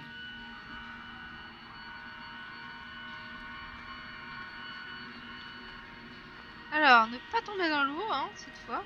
On retient. Je me chie à sortir, comme tout à l'heure. Alors, qu'est-ce que c'est? This whole area moved, didn't it? The original mod, this was a cave right at the beginning of the caves where everything was written, and it moved to the back end of the level, and we have this long corridor that's full of these kind of it's the point of high madness, I think, in the game, isn't it? Yeah, it's kind of just where you feel like you're losing the plot completely, both like visually and auditory, and you know, it's kind of like this really frenetic moment for me. I think it's where you feel most that you're underneath a mountain, and you feel the weight of that mountain, and just I loved the idea when we were, you know, putting through it of what would it actually take to do this, like to actually paint all these symbols and what is going on. And it really is quite an explicit kind of thing of madness, of going, you would have to be insane or very disturbed to actually do this, and what is the process that this person's trying to work through, what they trying to achieve by this. And I think it really strengthened it, making it a crawl through a tunnel as opposed to just a static location. Yeah, I think it's the consistency and the coherence of the symbols is a lot more broken down as well. Like you see some symbols before, like scattered around the environments, but at this point they're like right in your face, and they're kind of it's just total madness, you know. Any kind of meanings have been crossed over and confused, and you know, I think it really helps to bring the tension up at this point at a level as well. So you're kind of coming out of this dreamlike state a little bit. Yeah, you kind of know that you're getting towards the end of the serenity into something that's a bit more disturbed than that. Yeah.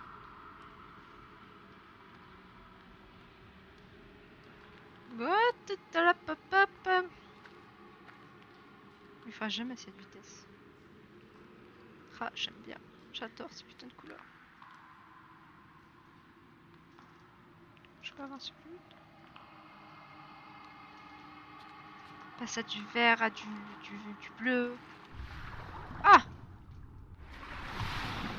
This is a bit more of a contentious one because we disagree on this one. I struggle with this. With the points in the caves where you duck above and below the water, and you have to have that transition of audio. And I love the audio on both sides of the surface tension of the water, but I really struggle with you breaking water because it's such a hard edge to the sound. And I don't think there's any other way around that. And you need to have those moments where you do go underwater because it's so important. But it's one of the areas that's never sat very comfortably with me because I feel like in a level which hasn't got a single edge in it, it's the one edge within it, and it breaks me. And that's why I think it's so successful, because you've been lured into this completely hallucinatory, dreamlike world, and then all of a sudden, as a player, you're literally gasping for breath. You're coming up for air. And I think when we're talking about that metaphor of the body, for me, it's so about birth, and it's about this coming through the water, and actually it's a moment of realization for me, but you're having to go back under again, and you're diving down. So for me, without wanting to sound incredibly pretentious, it's about the fight between the conscious and the subconscious, and that struggle. Booyah! There's actually a really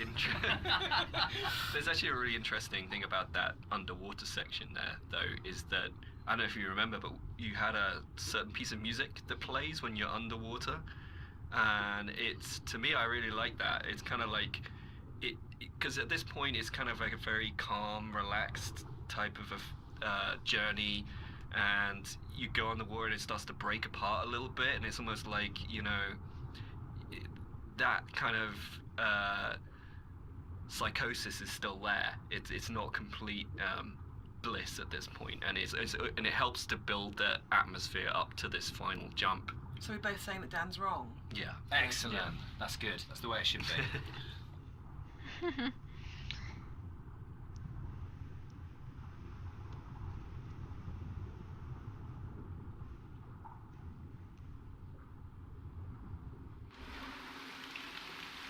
Donc là, normalement, on passe à la suite. Oui.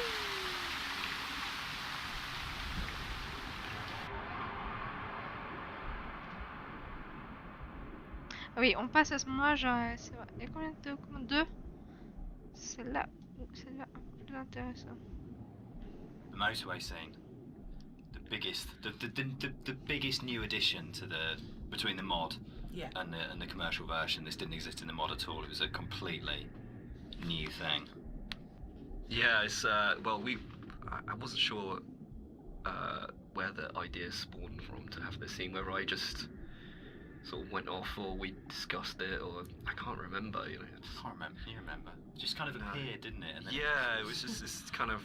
I think for me, actually, I remember being some technical difficulty between the drop and then coming out at the end part, but it was like it was the same thing that we dealt with in the past of like, how do we not kill the player? From a technical standpoint, I think it might have been something to do that, but it was also, you know, I can't remember where the whole thing came from. I think it's my favourite point in the whole game, actually. I think it's just it's quite shocking, and it's so surreal, and it's so beautiful. And from an audio point of view, you have that baby's heartbeat bringing us back to the idea of the ultrasound. Was Esther pregnant? And it's one of those moments that I think everything just kind of collates together, and it's so unexpected. Yeah, for me, it's like a moment of realization. Yes. It's like, is, you know, is coming to terms with something almost, you know. Whether or not what actually is going on at the moment is real, this did happen. There's kind of an absolute. I remember playtesting it, and I didn't know that the car can get switched out with a hospital gurney, and I must have played it. I was like 3 or 4 times into playtesting it. The first time it switched out and it was a gurney, so I really remember kind of sitting there and going, "Oh God, that's just," and really being just stopped in my tracks by it. And it's one of those weird things you get when you're making a game, that you know you'll never have those moments that a player does, where you know it all so well. It's really, really rare to be in a situation where you actually get a genuine, fresh player's eye view on what you're making. Yeah, I was always a bit worried that it was maybe a bit too literal.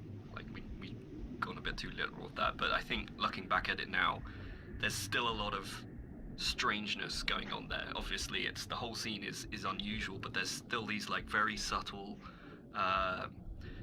details that are there that kind of still making you think, what does that mean? Like I think if you look closely, there's like coins scattered around and things like that. It's And for me, it's, again, sorry to keep going on about it, but it's about layers of subconscious for me.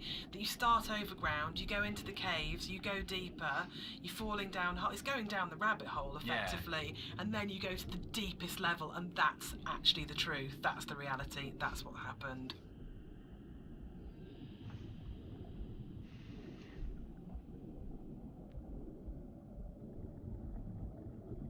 Que je vais pouvoir lire. Non. What the palapa.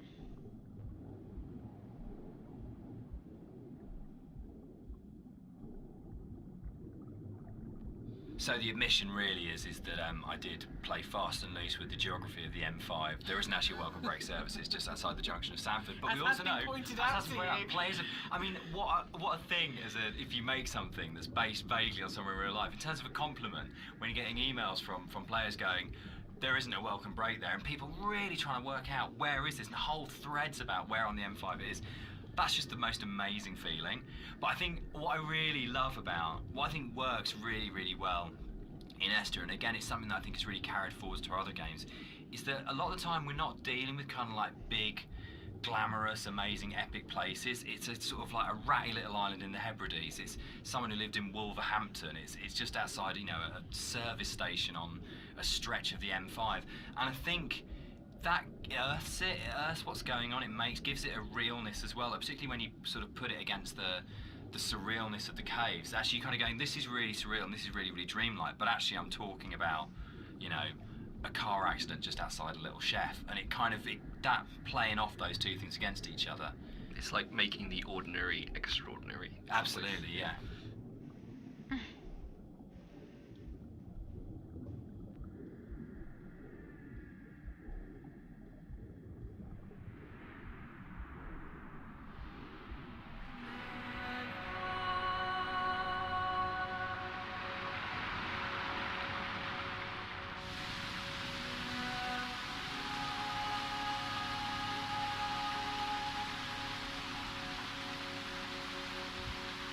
This scene for me is like really, really iconic because it kind of brings this idea of the caves being an inward journey through the body together. It's really kind of like a symbol of rebirth, and it actually brings together a lot of the visual goals that I wanted to achieve with a lot of the symbolism in the game. Like I've talked a little bit about how the environment was kind of designed to provoke emotions, and kind of the impressionistic style gives you just enough information to make you think of things and feel things. But this is probably like the antithesis of this, and the whole feeling of rebirth here is quite strong. I know Jess. Yeah, the music's really supporting that. Yeah. Because we've gone, she sings always, always throughout, we've got always, always, and then she sings never, and a moment of absolute soaring. It's the climax of the music. As you come out of the water and the music kind of swells, and you just kind of, it is like a moment of change has happened in some way, and it's rebirth, isn't it? For me, it's his moment of clarity and acceptance and understanding of the reality of what's happened. And you're literally moving towards the light at the end of the tunnel. Yes. You're actually doing that as you go through. But the music especially, I think before the music got layered in, that scene was nowhere near as kind of powerful for me. Like, that kind of just totally made it.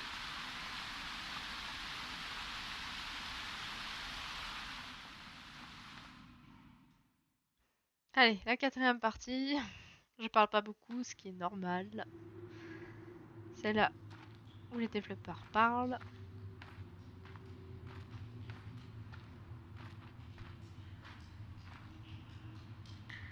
Dan and I had worked on lots of projects together, non-game projects, before we made Dear Esther. And I think the thing that links all of the projects that we've worked on together is that idea of hidden stories and layers of stories. And one of the things I wanted to do with the music was to embed hidden little hints and stories into it. So the music that you hear here has Morse code, and the Morse code is spelling out the word Esther.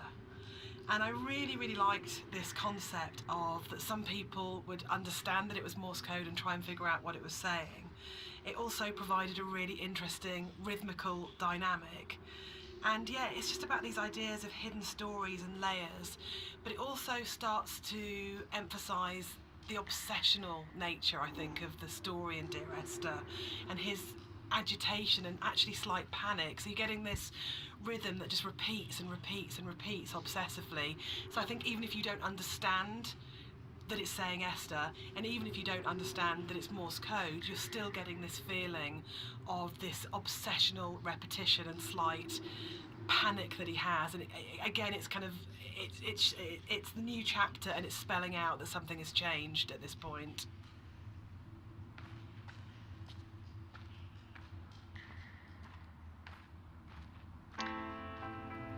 C'est parti pour la musique.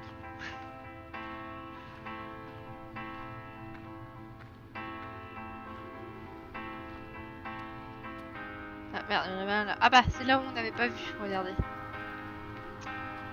J'avais loupé. Là. C'est ça que j'avais pas vu. Je suis complètement passé de loin. Ah!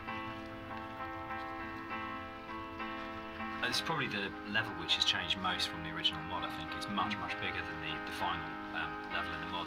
And one of the major changes in there is in the original mod, the whole side of the cliff face was covered in painting and writing, and a lot of that moved inside to that corridor in the caves where it's really obsessionally painted on.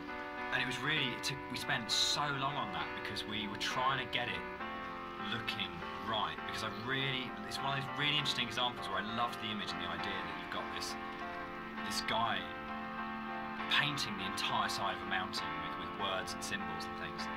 But it was really interesting when it went into the rebuild, it just never worked. And I think it was because the environment was so crude in the mod that those symbols and that painting became the focus of the level, and it changed the feeling of the level completely, when actually that just wasn't something we could realise in any way, that not even technically, but just didn't artistically look and feel right.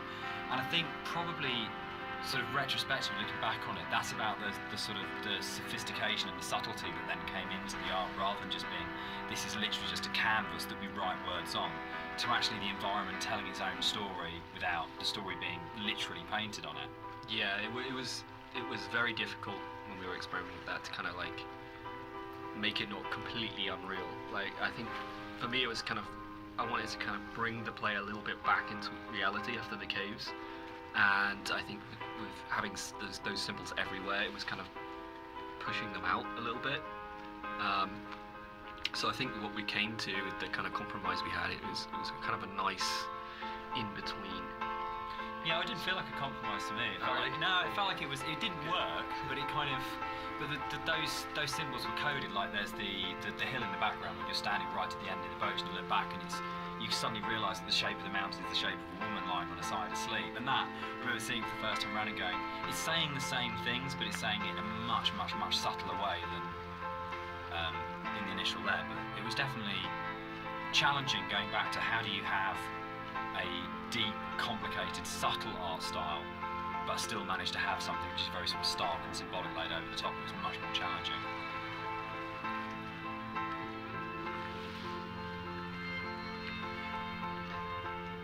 Allez, fin la suite.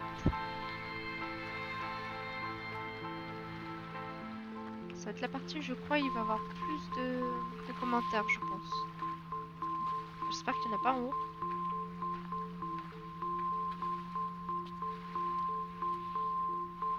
Je crois que si, il y en a un. On aurait pu mettre une option saut quand même. Je veux bien que ça soit du réaliste, mais à pouvoir sauter, c'est pas très fun non plus. C'est terrible de le faire. Là, regarde, même là, tu vois, c'est complexe. Voilà.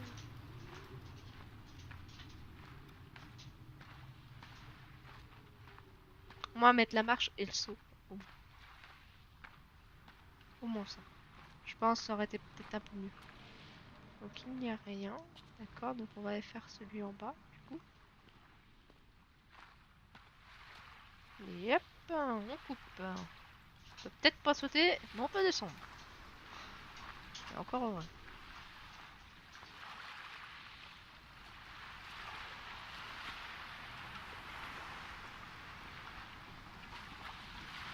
Ah, j'avais pas vu qu'il y avait une lumière de l'eau. I think one of the most fascinating things for me about planning this director's commentary has been that in previous years, when all the three of us have talked about Dear Esther, we've talked about the interpretation of the player, but actually going through this together, post having made it, we're still surprising each other. Yeah. And I think that's really, really interesting for me, because it shows that we left interpretation for each other, and that we trusted each other actually just to get on with it. And because we each brought our own special and unique contribution to the game, we didn't have to, in a way, talk it to death or say you have to justify every idea you have or talk it to death or explain it. That Rob's idea that the island is very tainted and corrupt, and my idea that Dan didn't know that the whole level of the caves is a birth metaphor. I think it's really amazing that we're still finding out things about the game that we didn't know.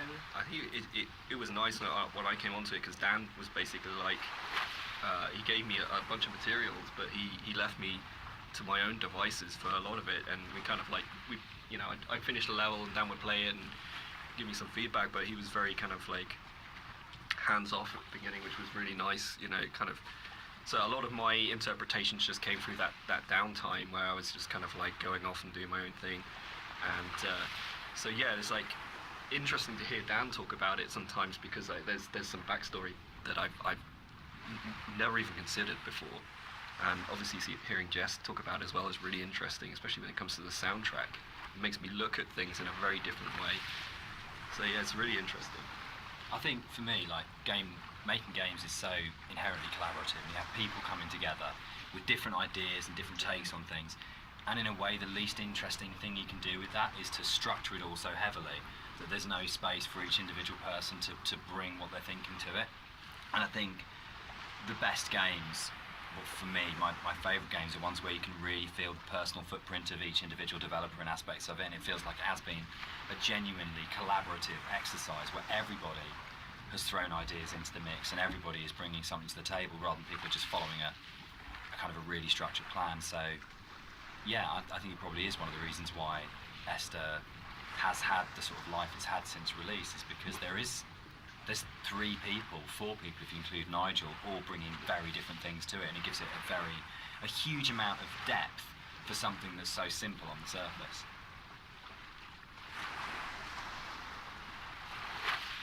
Attends, regardez, j'ai envoyé mon fantôme de lui.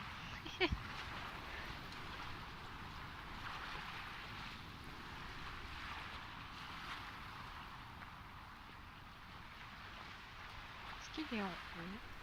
Bonne question. On va passer par là. Est-ce qu'il y est? Attention, suspense. Mais bien sûr qu'il y est. C'est pas juste.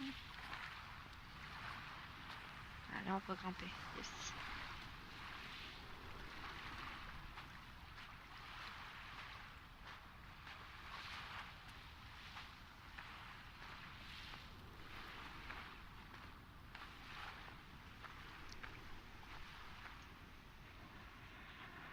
I I'd been on holiday to Greece lots of times, and one of the things that I always really responded to emotionally was those shrines that you see on the road, and sometimes they're dedicated to saints, and sometimes they're to markate where an accident has taken place. So you'll get photos of the deceased person and flowers and candles, and they'd always really touched me. And so I said to Rob, I think it would be amazing to get these into the game somehow. And then Rob took that idea and ran with it. And I think they're so successful, and they're so beautiful, and they're really moving. And I think it's because you had this elemental scale. You have the island and it's huge, and you have that scale, and all of a sudden you come around this corner and it's absolutely brought back to the human scale again, and to that relationship of the individual. And I think the other thing that it does really successfully is it's a kind of magic realism, because there's no way that you could have all those amounts of candles lighting your way. Who's lit them? The island is empty. Who's put those shrines there? But I just think it's a really lovely bit of environmental storytelling, actually. D'accord. Regardez-moi cet homme là-bas, là. Fier d'être sur son petit caillou. Tel un pirate.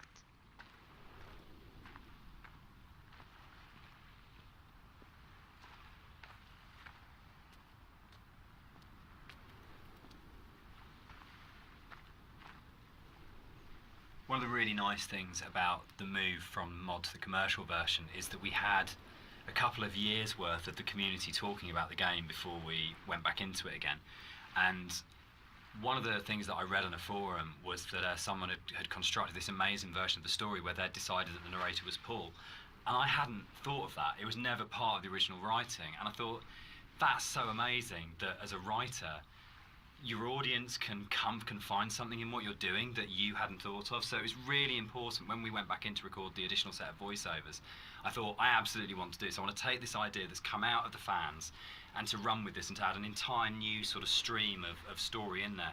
So we added in a couple of cues within the fourth level that intimated much more strongly that actually Paul wasn't this other character who caused the accident, but actually you were responsible for everything. But again, it was then trying to find that balance of not overcooking it, so you weren't led to that idea, but just if you happen to have the combination of just a couple of narrative units, then you would possibly come to that interpretation. But it was really amazing to be able to say, it felt like giving something back to the fans that had enabled us to make the remake in the first place. And it's always a lovely moment as a developer to be able to recognise your fan community and kind of say, thanks, this one's yours, this one's here for you.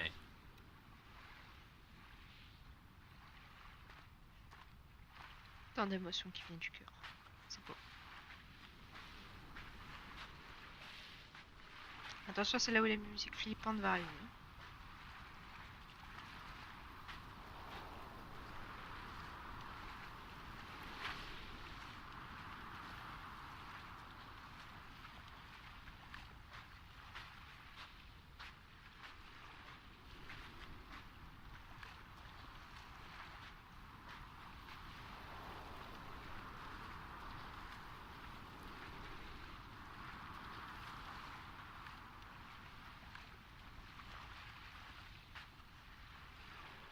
What's fascinating to me, Dan, is that you're an atheist, but each of the three games that we've made are so strongly about religion, either the language or taking allegories and stories. Why are you so drawn to it? I think I'm really interested in people and the stories that make up people. And I think there is like in the Bible, like most kind of religious texts, it's not about what it is, it's about what is behind what it is, and that's what you're really getting to, is the idea of the sort of the parable or the metaphor. And it really felt like, particularly with Paul on the road to Damascus, is a story that many people know and we can understand, and it's about redemption and consequence and guilt and transformation and who you really are and what that means. And it felt like just a really strong, powerful way of making it very accessible, the narrator's kind of inner turmoil, in a kind of a story that we know really well. And there's a universality to those kind of questions that, you know, whether it's, you know, Christianity, whether it's Islam, whether it's kind of Buddhism, that they're asking very broadly similar questions. What does it mean to be human? What does it mean to be a good person?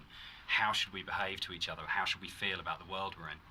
And it's a really powerful way of speaking to a lot of people. I think that's always been really important as well, is that it's about saying no matter who you are or what your kind of like outlook on life is, whether that's, you know, faith-based or secular, that we are all effectively asking the same questions. And that's why I think all our games kind of tend to be around those questions.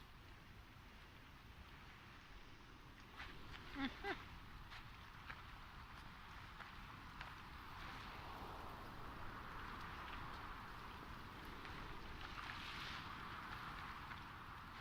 Attends, je crois que j'avais oublié cette petite maison. Alors, est-ce que je l'ai vraiment visitée au loin? Je vais faire mon casque un peu. Je vais le remettre correctement avec mon micro qui est bien placé pour une fois. C'est parfait.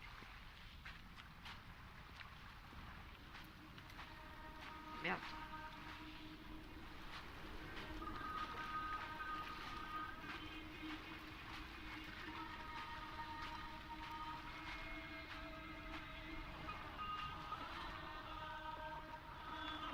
Je pense pas qu'on peut aller plus loin que là.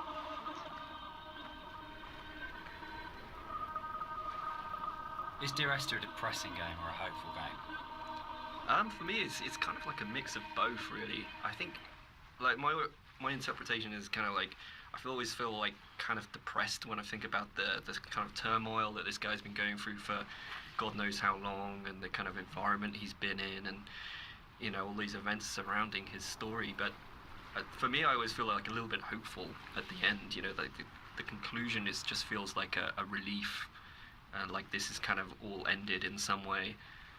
What do you think, Jess? I think it's a game about acceptance, and I really like that. And I think it's telling that a lot of people with mental health issues have responded really positively to the game, and we get a lot of emails and letters from those people saying that it's helped them through a really difficult time. And for me, that's because it's about the struggle of being human, that it's hard and that we love and that we grieve and we lose, but we come through it. And those things are what makes us human, that it's transformative and that the pain is part of life. And that's a really beautiful message. And I think that's what you do so well, Dan. That's what you write about. You write about what it is to be human. So, Dan, you wrote it.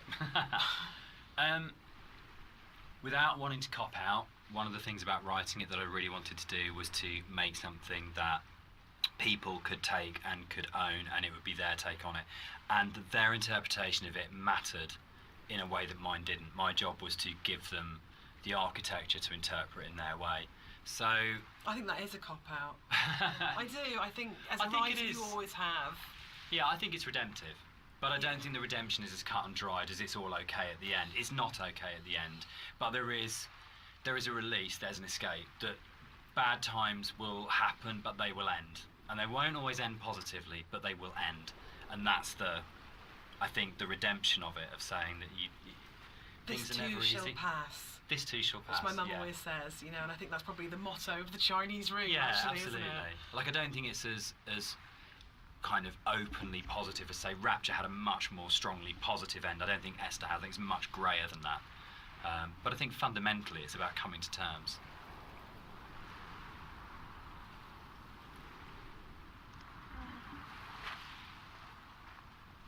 Est-ce qu'on a une moyen de remonter? Oui.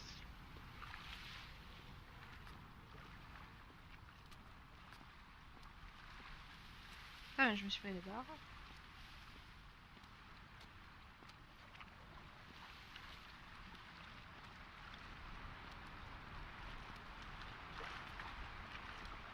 Est-ce qu'on peut aller plus loin? Je pense pas. Non. Bon bah direction. Direction. Oh.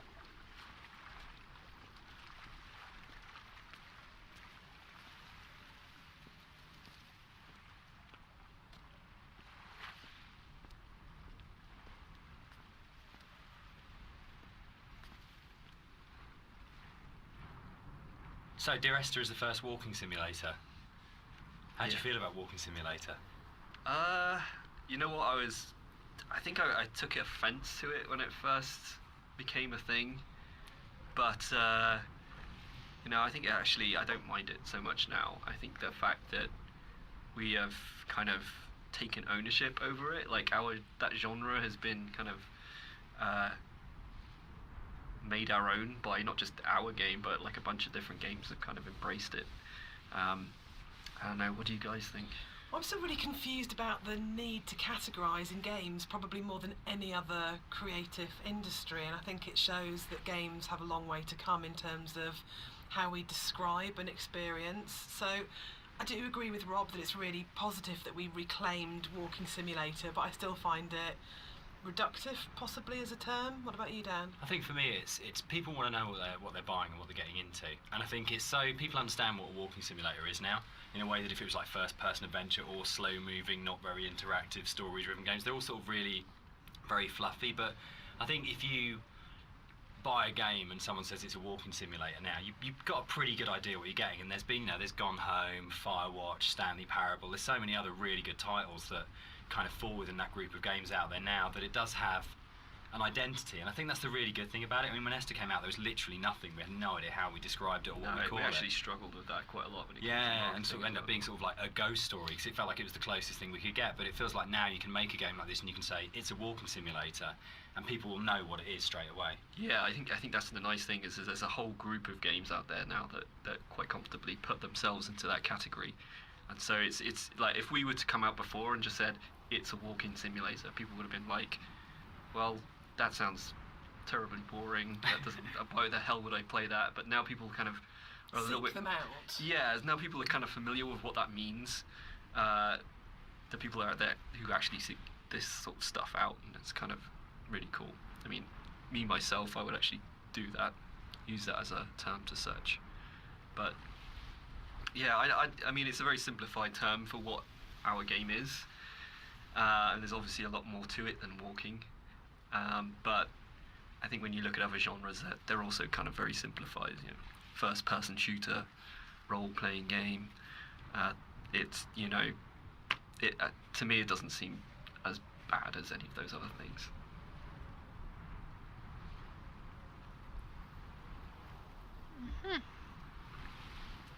Simulateur de marche. Putain, moi, quand j'ai vu la miniature du jeu, je me suis dit, c'est un jeu d'aventure, ça. Et jamais en tant que quelqu'un, j'aurais pensé à un simulateur de marche. Donc quoi. Chacun a des visions différentes, hein. Puis même, ça paraît plus logique que ce soit de l'aventure qu'un simulateur de marche. Quand tu vois la miniature du jeu, tu vois une île. Forcément, qui dit île, qui dit aventure et découverte. Enfin, pour moi, c'est dans ce sens que je le vois.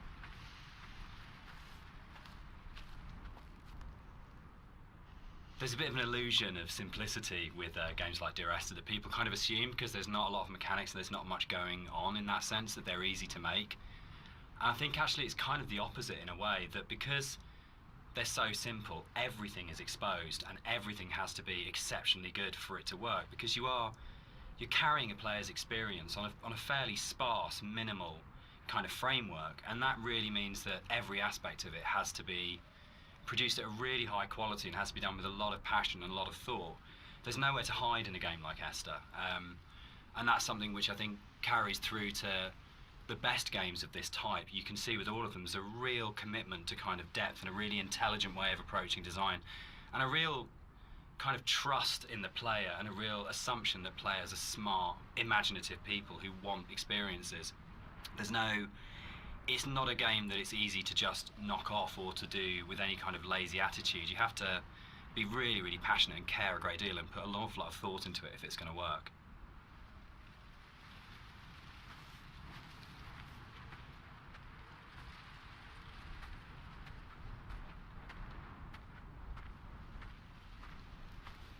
Jean-Michel et son rocher.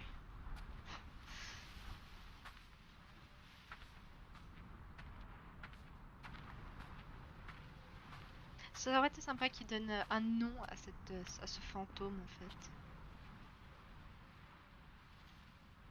one of the things that I think was added more frequently in the final version of Dear Esther was the inclusion of a number of ghosts in the game.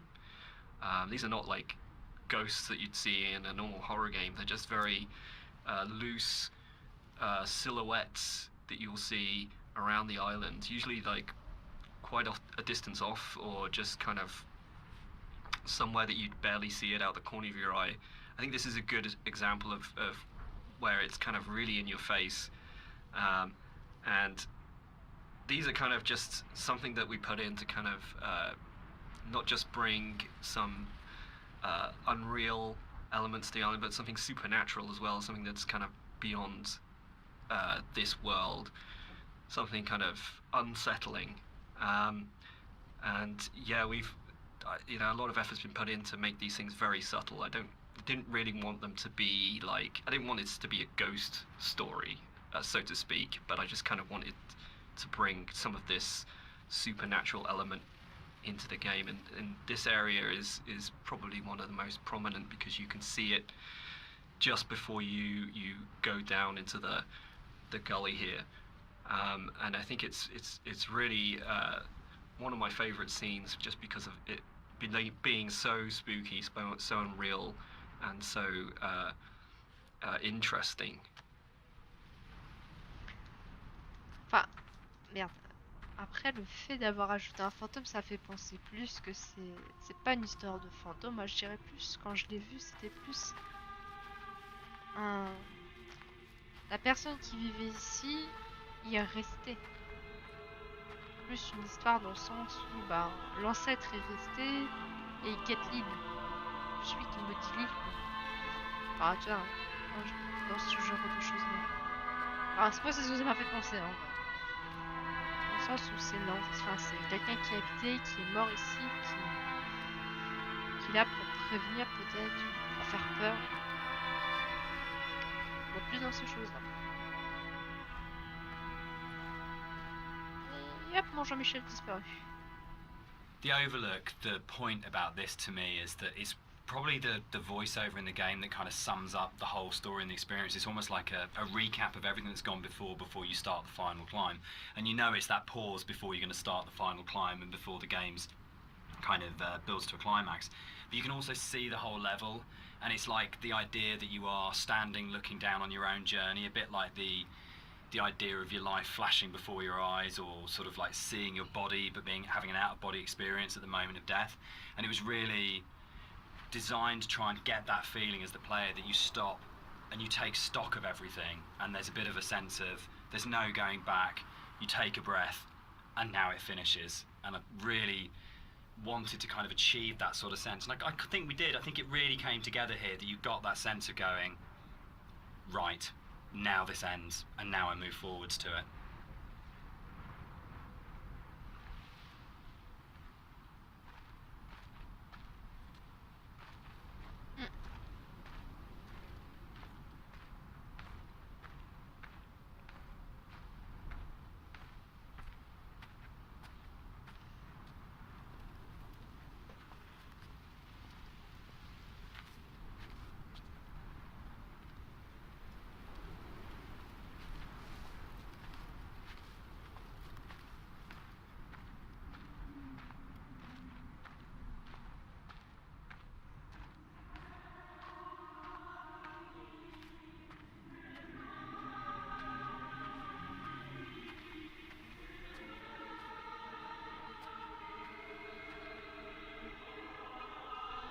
So here it kind of, the environment becomes a little bit more surreal again. We kind of play with the colours a little bit, bring up the saturation. It's kind of a little bit of a return to some of the more cave-like aesthetics in terms of colours and stuff like that. And it's kind of there to kind of signpost another significant moment in the game, or something that's leading up to the significant moment. It goes back to this kind of idea of having these emotional signposts in the visuals of the game, without it being overly obvious, and some of that emotional stuff comes through just through the colours of the environment, and the more saturated they are, the more kind of surreal things become. So this is kind of like a turning point in the game. It's kind of like the final notice of you reaching the end.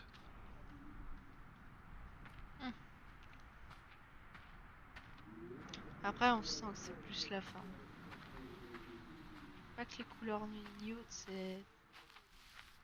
Tu le sais. C'est prévisible, on va dire.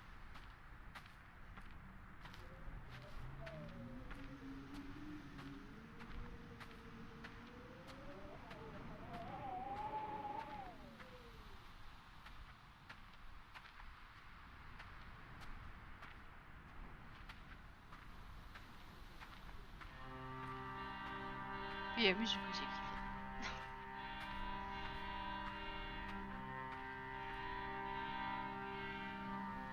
The music that's playing here is a repeat of another cue, and originally we hear it played on the piano, and the string quartet take on the piece here.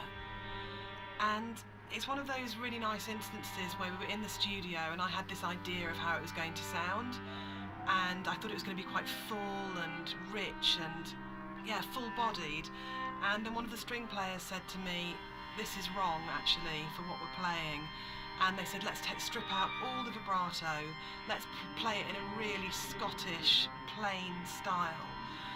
And it absolutely transformed that piece, and it's one of the really special things about being a composer, is that you get to collaborate with people who come fresh to it. So you have this preconceived idea of how it should be, and then they say, no, why don't we turn it around and think about it like this? And it absolutely fits and works for that scene, because what we're getting at this point is a sense of fragility, of an ending, and it's almost reminiscent of a funeral procession. It's slow and it's dirge-like, but yeah, it was just a lovely moment where they gave something of themselves, and that's what's amazing about working with live instrumentalists. You're never going to get that from a sample.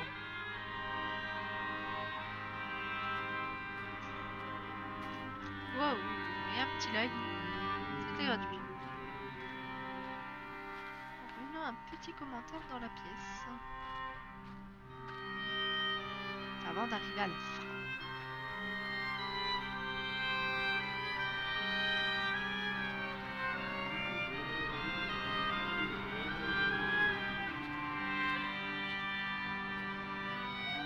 C'est vrai que je confonds ma droite et ma gauche.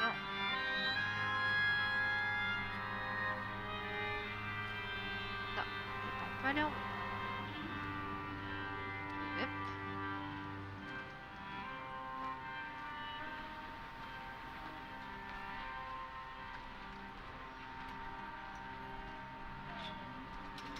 C'est parti.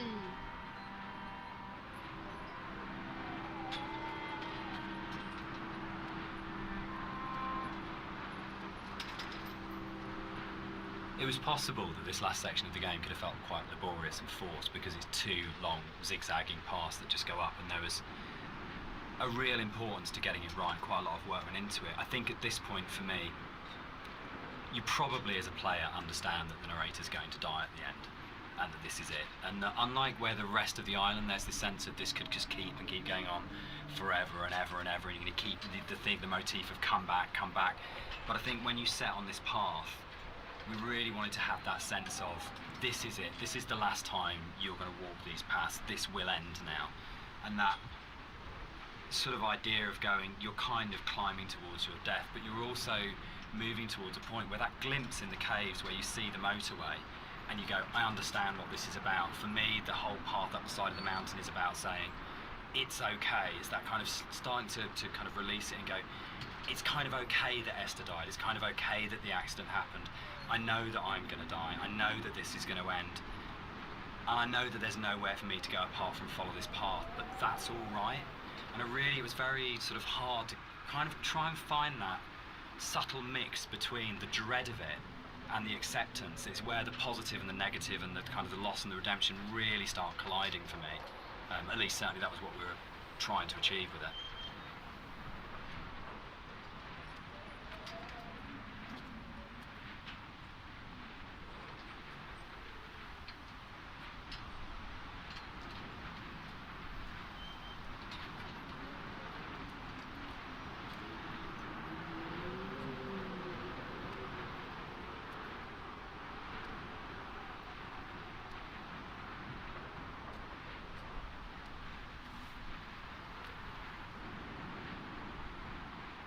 the climb being quite a poignant moment of the game overall and of the story, it was quite a difficult task to try and make that climb still interesting and not too laborious, because it's kind of this zigzag up there with nothing really. There's no real environment. You just kind of have the sea on one side and the cliff face on the other. So there was quite a lot of work that went into kind of building up this feeling of tension as you're rising and kind of making this moment as poignant as possible while still making it interesting. So a lot of effort was put into building up this weather, building up the winds and the swaying of the grass and kind of the volume of the soundscapes and everything mixing together with the music, and just kind of visually really trying to make this a tense moment. And I think it's hopefully been pulled off all right. And you'll notice when you get to the top, this kind of tension dies, and that's very purposeful. You'll see no more wind. It's just kind of like a symbolic thing where you're coming to the last moment, the point of no return, and that's been very deliberately designed that way.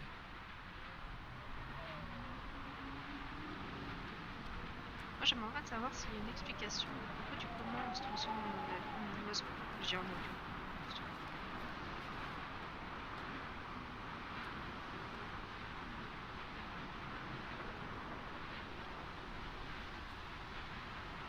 Normalement, je pense qu'on a.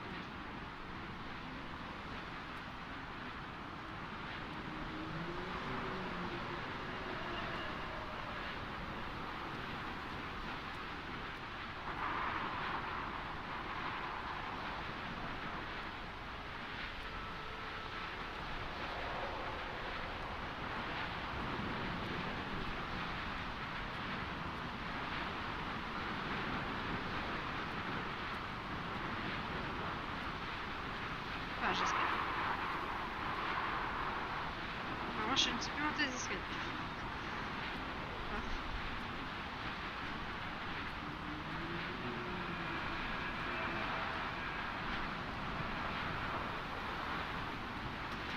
Bien mon escalier, ça va être aussi.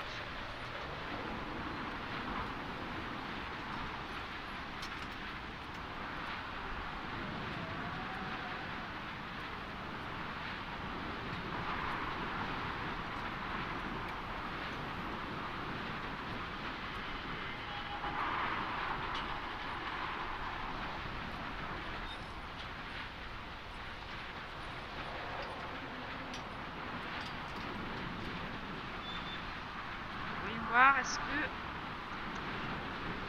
qu'on va avoir un dernier des commentaires. Non. We had a lot of debates, didn't we, about the ending of the game and whether the player should retain control or whether it was okay to go to a cutscene at this point. I personally don't mind it. I actually actively like it because I think it works really well as a metaphor for loss of control at that point. Dan, I know you're not as keen. Yeah, I'm not. I would have loved the player not to have had control taken away from them, but to me it was a balance between two evils. The evil of having a cutscene and the evil of the player accidentally falling off the ladder halfway up and destroying the ending. Yeah, I agree. I think we tried a few different things, and the tech at the time just wasn't, the ladder tech at the time just wasn't there. So, and the other thing for me was pacing. It was making sure all the music, the voiceovers, the timings and everything were perfect for that final jump off point, and just letting the players kind of noodle around going up the ladder for what may have been like 7 minutes because it's a tall tower was kind of an impossible task.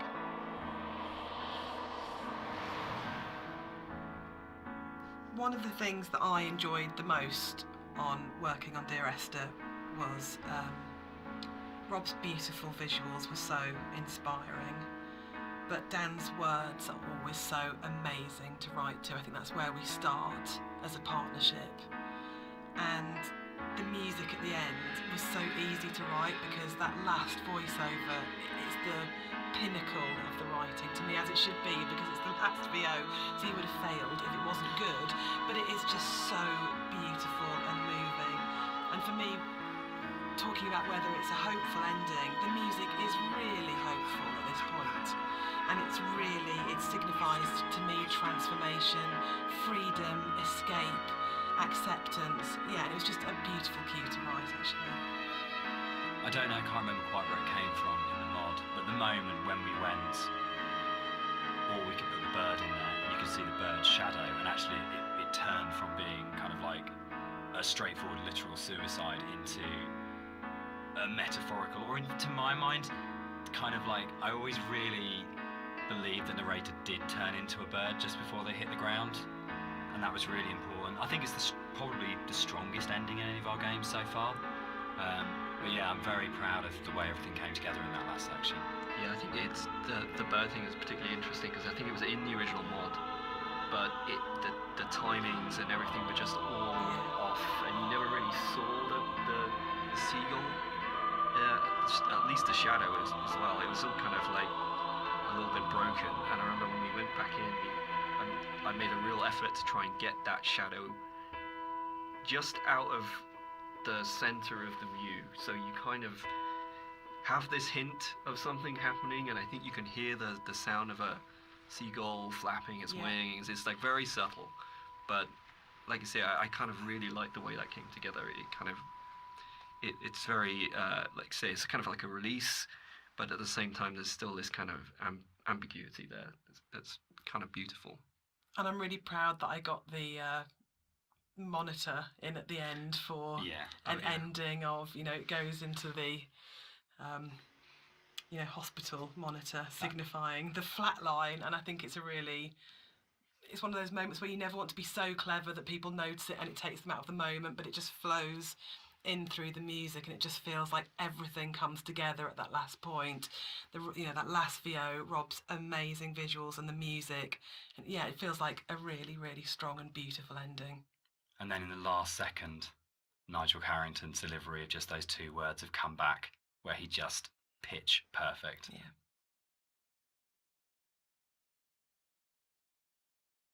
So that's the end of the director's commentary. We'd just like to say a big thank you to everyone for listening. We hope you've uncovered some secrets and some facts that you didn't know about the game before. We'd also like to say a huge thank you for buying the game, and for all our fans who've been behind us and been behind the game and have kept it alive all these years. It's a real privilege that it's still out there, still such a title that people love so much. Yeah, and we're really looking forward to the future and what we can create coming up next. Thanks for listening. Cheers. Bye. Eh bien, au revoir. Eh ben voilà, c'est fini. Tous les commentaires sont finis. C'est vrai que dans tous les commentaires, on a eu beaucoup d'explications. J'ai eu enfin l'explication de qui était Jean-Michel, du coup. Mais c'est vrai que ça aurait été mieux d'avoir une histoire d'un ancien, peut-être, d'une ancienne personne en fait qui est morte ici, mais qui prévient les autres de ne pas venir. Ça aurait été même bien, parce que du coup, il n'a pas de signification, parce qu'hormis de faire que ça fasse peur un peu et tout, ou que ce soit une histoire de fantôme, bon, j'aurais aimé qu'il y ait une histoire là-dessus. Sinon, non, c'était super sympathique, super commentaire de tous les développeurs. La musique, les graphismes, comment l'histoire a été faite, comment ils ont trouvé sur l'île, enfin, toutes les recherches qu'ils ont fait, c'était super intéressant. Y a quoi d'autre? Ils ont parlé énormément. J'ai à moitié tout retenu. Il y avait quoi? Oui, aussi les choses qu'ils ont rajoutées quand on était sur la route dans l'eau.